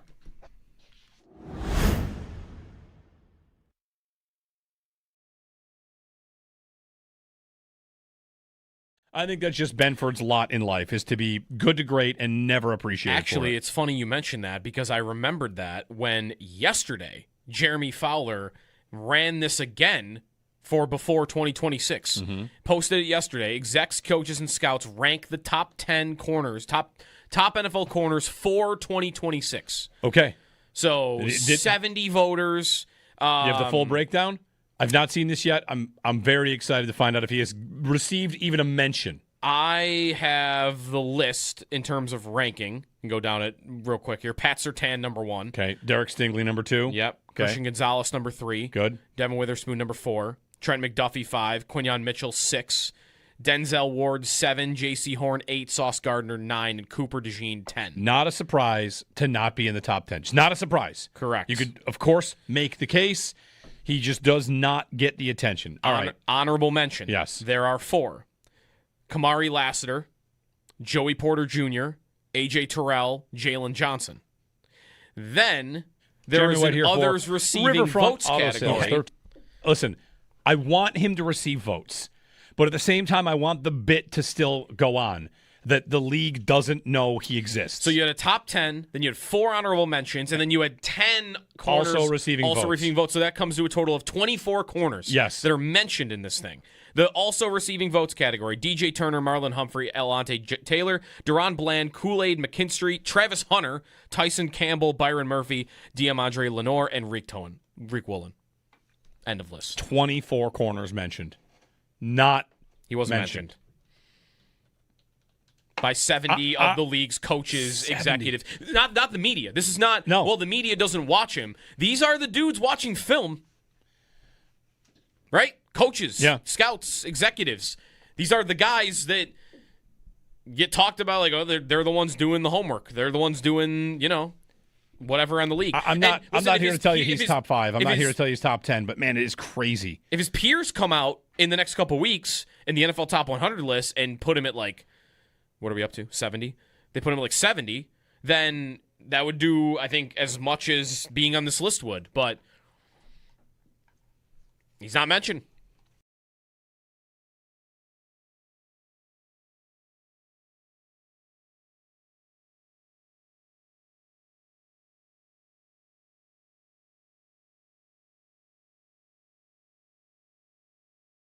Sabres, meantime, haven't seen a word on Connor Hellebuyck in days. The last thing I saw was a rumor that they are still looking for second-line center and second-line winger.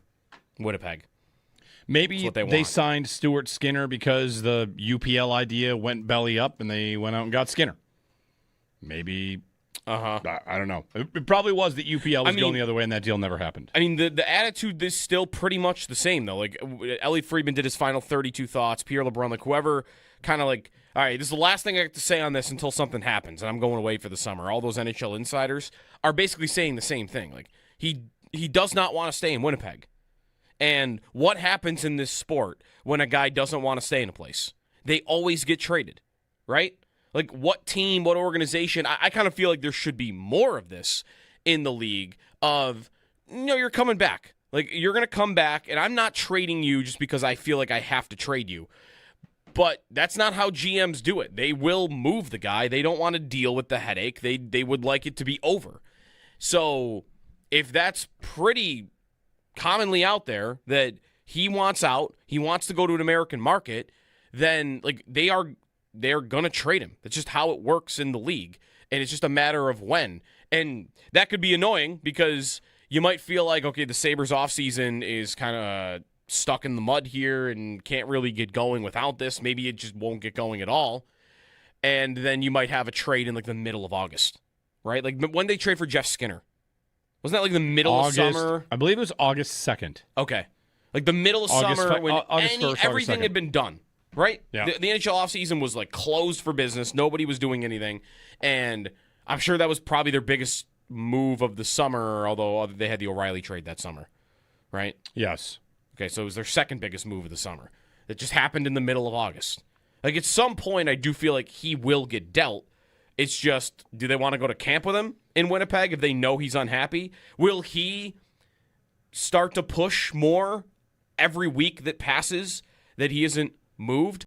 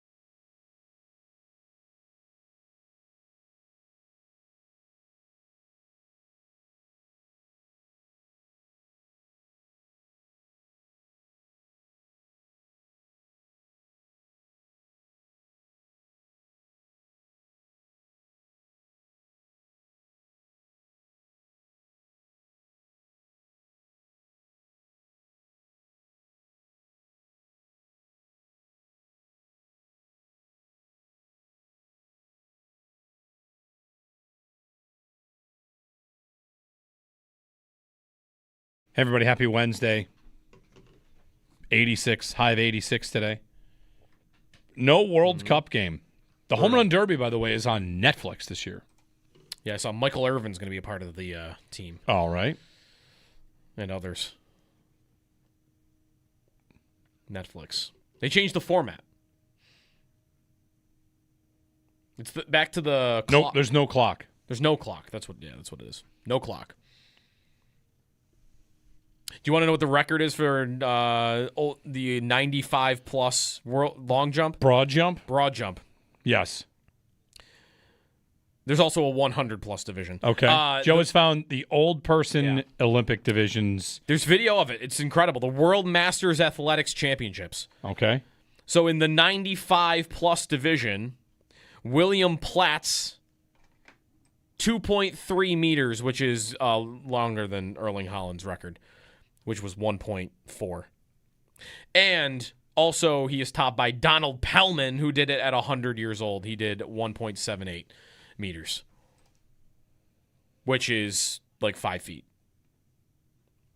How far could you broad jump right now? I have no earthly idea. How long could I broad jump? I'd like to think bet higher than the 95-year-old? At least the 100-year-old champion. Which is how far? Like 5 feet. 5 feet feels like a pretty big broad jump. Yeah? I feel like my hip would explode. I got a hip. That's how old I am. I've officially You're worried about your hip. I got a hip. It's 5.8 feet. Okay. So 5 feet, 8 inches. I got to be able to get that. 5 feet, 8 inches. I don't. How far is 5 feet, 8 inches? That's like from the door to maybe not. What other athletic divisions do we have here? Or not divisions, but events. What do they do? All do they do 40 time or what is it? There's the 100-meter dash. That one, they don't have a 105 class for long jump, broad jump, but they do for the 100-meter dash. The 100-meter dash. And the time is Stanislaw Kowalski from Poland at 105 years old, 34.5. There's a 200-meter. Are these there's World a 400? Masters? There's a 400-meter. Are these on television? Oh man, I hope so. World Masters Championships. Is there a host city? Yeah, I think so. Man, maybe not. Maybe it's in the same place every year. No, this year the World Masters games are in Japan. Okay. 30 or older with no upper age limit. Well, that's definitely been proven here. We got 105-year-olds competing. Should we and doing good, doing well? Can we, as a city, just decide to bid for this? I'd go. We're going to host the World Games. Yeah, down at the arena. Let's show these other leagues we can host a big event. The World Masters Athletics Indoor Championships. The indoor ones are going to be in Florida this year. Okay. Like we have 300-meter hurdles as one of the events. Hurdles probably tougher than these other events once you start getting to the upper divisions. High jump. We have a 100+ division on that. Pole vault, we have 95+ doing pole vault. I mean, you really have found something here. Right? Yeah. Discus throw. I mean, it's the Olympics. I found a quick thing on the Sabres from Javelin. Sean McIndoe at The Athletic, who is Down Goes Brown, right, on Twitter? Yeah, Sean McIndoe. Yep. So he has a piece up on The Athletic, and it's which teams should be the most embarrassed based on the offseason. Anaheim. Columbus. Like, number one is Seattle. Oh, yeah. Because nobody wants to go there. Botcherell has been on record talking about how badly they want to get a star player. Jason Robertson said no. Yeah. Everyone's saying no to Seattle. Number one, Seattle. Number two is Detroit. Dylan Larkin wants to trade. Yep. 3 is Ottawa. Brady Tkachuk got traded. 4 is Columbus. The Werenski conversation and Marchenko. Yep. Number 5 is Anaheim. Number 6 is Winnipeg. 7, Dallas. 8, Buffalo. And he says, basically, like, both Alex Tuck and Bo Byram said, I want to go somewhere else. Whether it was taking more money, larger role. But, you know, he writes, is it here we go again? Not necessarily because Yarmo, blah, blah, blah. But here's how he writes this one graph I want to get you. Because I wonder if we should start applying what happened. He says, Yarmo reportedly managed to put together a trade for the best goalie in the world, but then the Connor Hellebuyck trade fell apart at the last minute, just months after a deadline blockbuster fell victim to a no-trade clause. That's the Parayko deal. Mm-hmm. Does he know, without saying, that the Hellebuyck thing fell apart due to a no-trade clause? Not on Hellebuck's side? Does he know this thing was pretty much to the line, and because the Jets played their hand past July 1st, they thought we can get more out of the Sabres, but then UPL shut the trade down? But that's the thing, is when they were seemingly at their closest was at the draft. Right. And at the draft, Luukkonen didn't have any trade protection. That's right. But was there somebody else in the deal that did? I don't know about that. I guess what I'm asking is, was Winnipeg holding out for more, and they had a staring contest until July 1st at noon, and then noon hit, and the staring contest had to end? There was a Weeks eyeball emoji Hellebuyck tweet as well, I believe on July 1st, that would line up with this. Mm-hmm. And would it not make sense if Weeks got told by somebody maybe on the Jets side, hey, it's done, just waiting, like whatever. Maybe. And he went early, and then it got blocked, and it was like, oh, all right. Yeah, the prices wouldn't have been fluid. I'm sure, like, Winnipeg has the price that includes we get to number 4 and you slide to number 8. And Yarmo says no. Once that's gone, like, all right, now the price is this. Now it's this. Now we want Helenius, and no. And here we go all the way to July 1st when that no trade's going to kick in, and it doesn't even matter what the price is anymore because a very big piece of it is now off the table, and the staring contest ends with no trade. If that happened, if this hypothetical is possible, would that not make UPL like the biggest villain since? Like if his no trade is what did it? Yeah, like if he said, no, don't trade me, I'm not going, you don't get Hellebuyck. Yeah. And people find out about that, that's going to, like, you're going to have to trade him now. Yeah, that'd be tough. You're going to have to. He's going to run out of time. Yeah, I mean, if people find out that he is the reason you didn't get Connor Hellebuyck because he didn't want to go to Winnipeg, people will light him like up. Yeah. Big time. I mean, no trade clauses are under the microscope when people are mad about them, I tend to support the player. Like, I signed a deal and you told me I didn't have to move. What happened with Werenski? He got buried for blocking a trade to Dallas and then said, you know what, don't even, I want to stay. And if that happens to UPL, he doesn't get the take back card. Right. He's also not Zach Werenski. Exactly. That's what I mean. Like, he's not good enough for people to be like, oh, well, we forgive you. That's going to be, you're done. We hate you now. After the way the year ended, and then if that happened, that's a problem. Is it different because it's Winnipeg? Like, Werenski not wanting to go to Dallas, it's kind of like, what's wrong with you? Dallas is incredible. There's no taxes. It's in the South. Like, why don't you want to go there? What's your problem? Whereas Luukkonen, and trust me, like, I'm not a Luukkonen guy. I would love for them to find a way to move off of him this summer and upgrade. But if Luukkonen is saying, yeah, I don't want to go to Winnipeg, like, nobody wants to go to Winnipeg. No, I agree. I don't think it's wrong with him. Yeah. It's just I think people here will be furious if that's what happened. Right. I think I have no problem with him doing it. That's the contract. You got the deal. Good job. You get to flex your muscle. I'm glad for you. But people here will be not okay with that. Right. If next year starts and we all know it could be Hellebuck in there, but this thing happened and it's solely because of this, people aren't going to want to see him in the net. Isn't it more to do with the GMs dragging their feet, though, more than anything? To a point, but I mean, if you were green lit, yeah, you're right. Like, again, that is part of it. Was the deal there, and now because of the staring contest, it's back to square one, and there's not even like a framework. But wouldn't the fact that they were close at the draft and then they got close again make you think, well, they can probably, like, this is so, they have done this twice. But instead of Luukkonen, now it becomes a second-line center and a second-line winger. Right. And now I also have to trade Luukkonen to one of the teams he didn't put on his list because I'm making space for Hellebuck. Right. Does it get too complicated at that point? By the way, again, also in there is Sean McIndoe just referring to Connor Hellebuck as the best goalie in the world. He's the best goalie in the world. I think that's pretty much close to right. There's an argument for 3 or 4 guys, but yeah. I would still call him that. Yeah. He had the best game anyone's played in, I think, years this year. He showed the highest ceiling anyone's had in a long time. He has 2 of the last 3 Vezinas and won a Hart Trophy in that time. Until I see a truly terrible season and we start stacking it, then I think he's deserving of being at least in that discussion, if not above that. I mean, I think he's the goalie of the generation. Meanwhile, on the Leo Carlsson offer sheet, saw this. Frank Saravelli is saying there's a growing sense Leo Carlsson doesn't want to be in Anaheim anymore. Oh, well, yeah.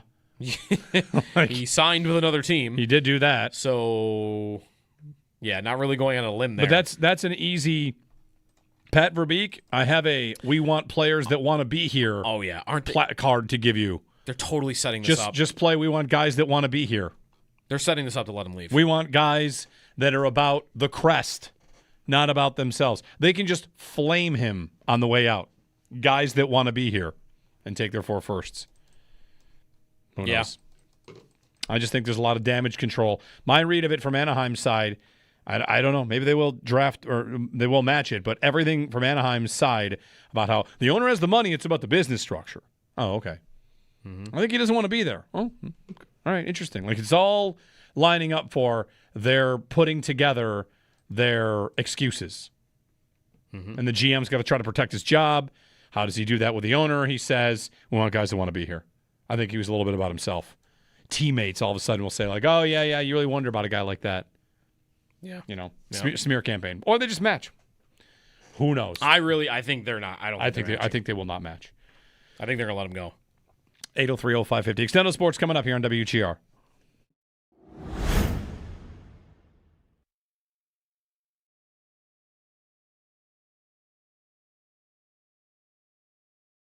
In the U.S., one thing that soccer does not do internationally that we do here is it's more about traits here and less about game.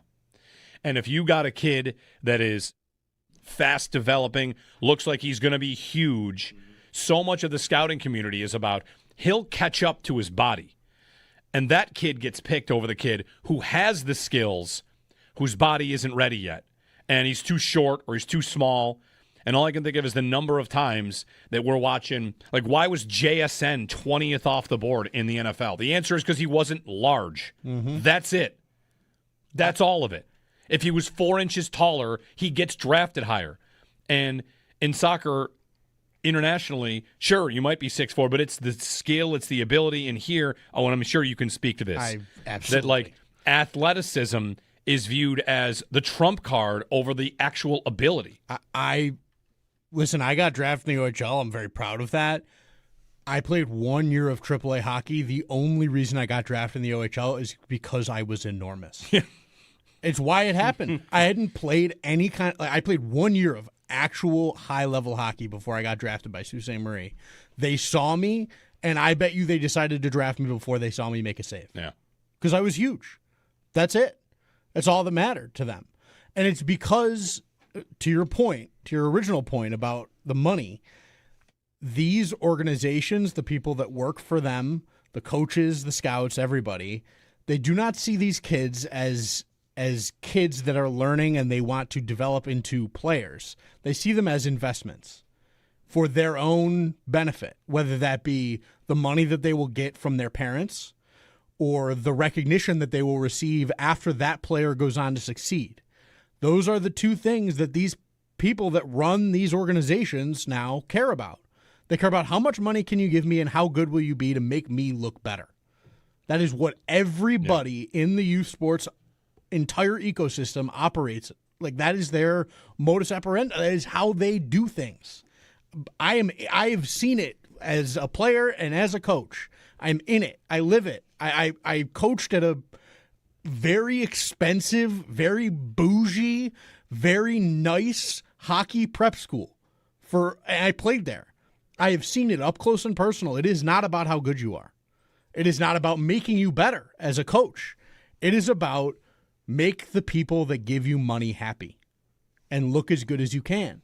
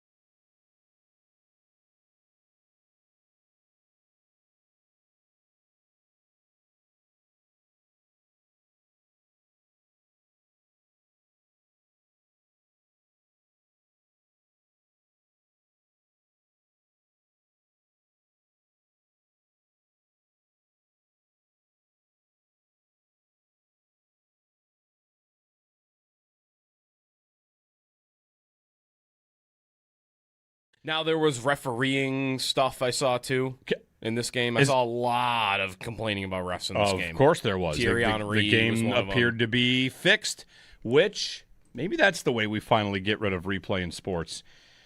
Is anybody else out there? You're saying that, like, legitimately? Yes, the Egypt coach said it was fixed. Wow. There was no justice today. Yeah. Isn't that the thing, hopefully, if we ever get rid of replay, which I think we never will, is anybody else out there I don't know, you're with me, you would strike it dead forever and never think about it ever again. Because we've gotten to a point where, well, guys, it's about getting the call right. And was the call right that took the call off the board, the goal off the board, the 100-yard foul? It's 100 yards away in the build-up on a counterattack. Egypt scores to go up 2-0, and they go back in review for a foul at the other end. Right. Like all the way at the other end. 100 yards the VAR away. review was like they fast-forwarded the part where he runs all the way through the field with the ball.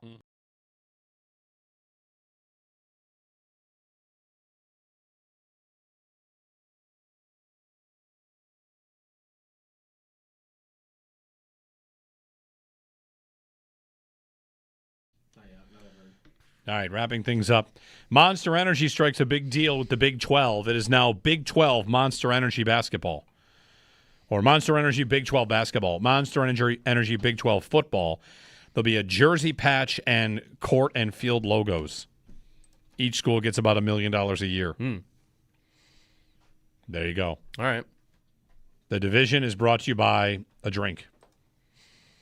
They should just change the name to the Monster Division, Monster Conference. At that point, do that. I would say don't do that. Why? I mean, Big 12. I mean, well, there's not even 12 teams anymore, are there? True. Or they might be. Are they the one that actually has the right amount? There's one that had the right amount still. I don't know who it is. I don't either. It's the Pack 34. They have the right amount. Yeah. No. You can see the little Venmo QR code in the top of our YouTube stream right now, and we've had the flyer up on during the breaks, StubbsClassic.com. A friend of mine passed away a year ago. If you want to donate, it'd be greatly appreciated, trying to help us reach our goal.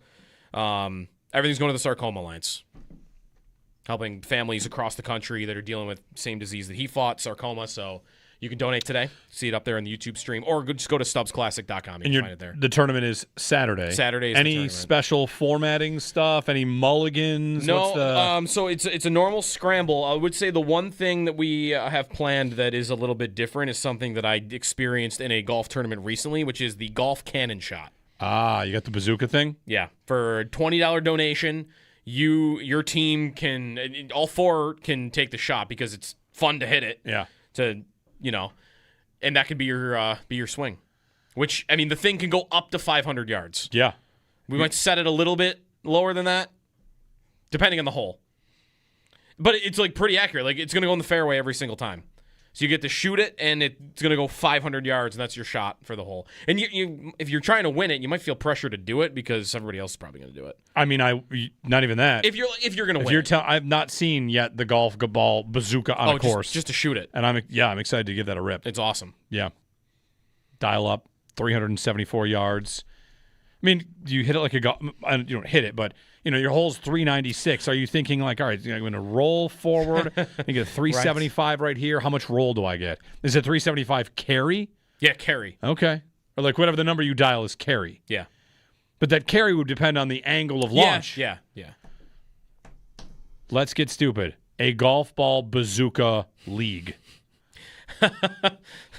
Where it's just using that shot after just shot? the bazookas. All right, we're back tomorrow. Thanks, everybody. See you then.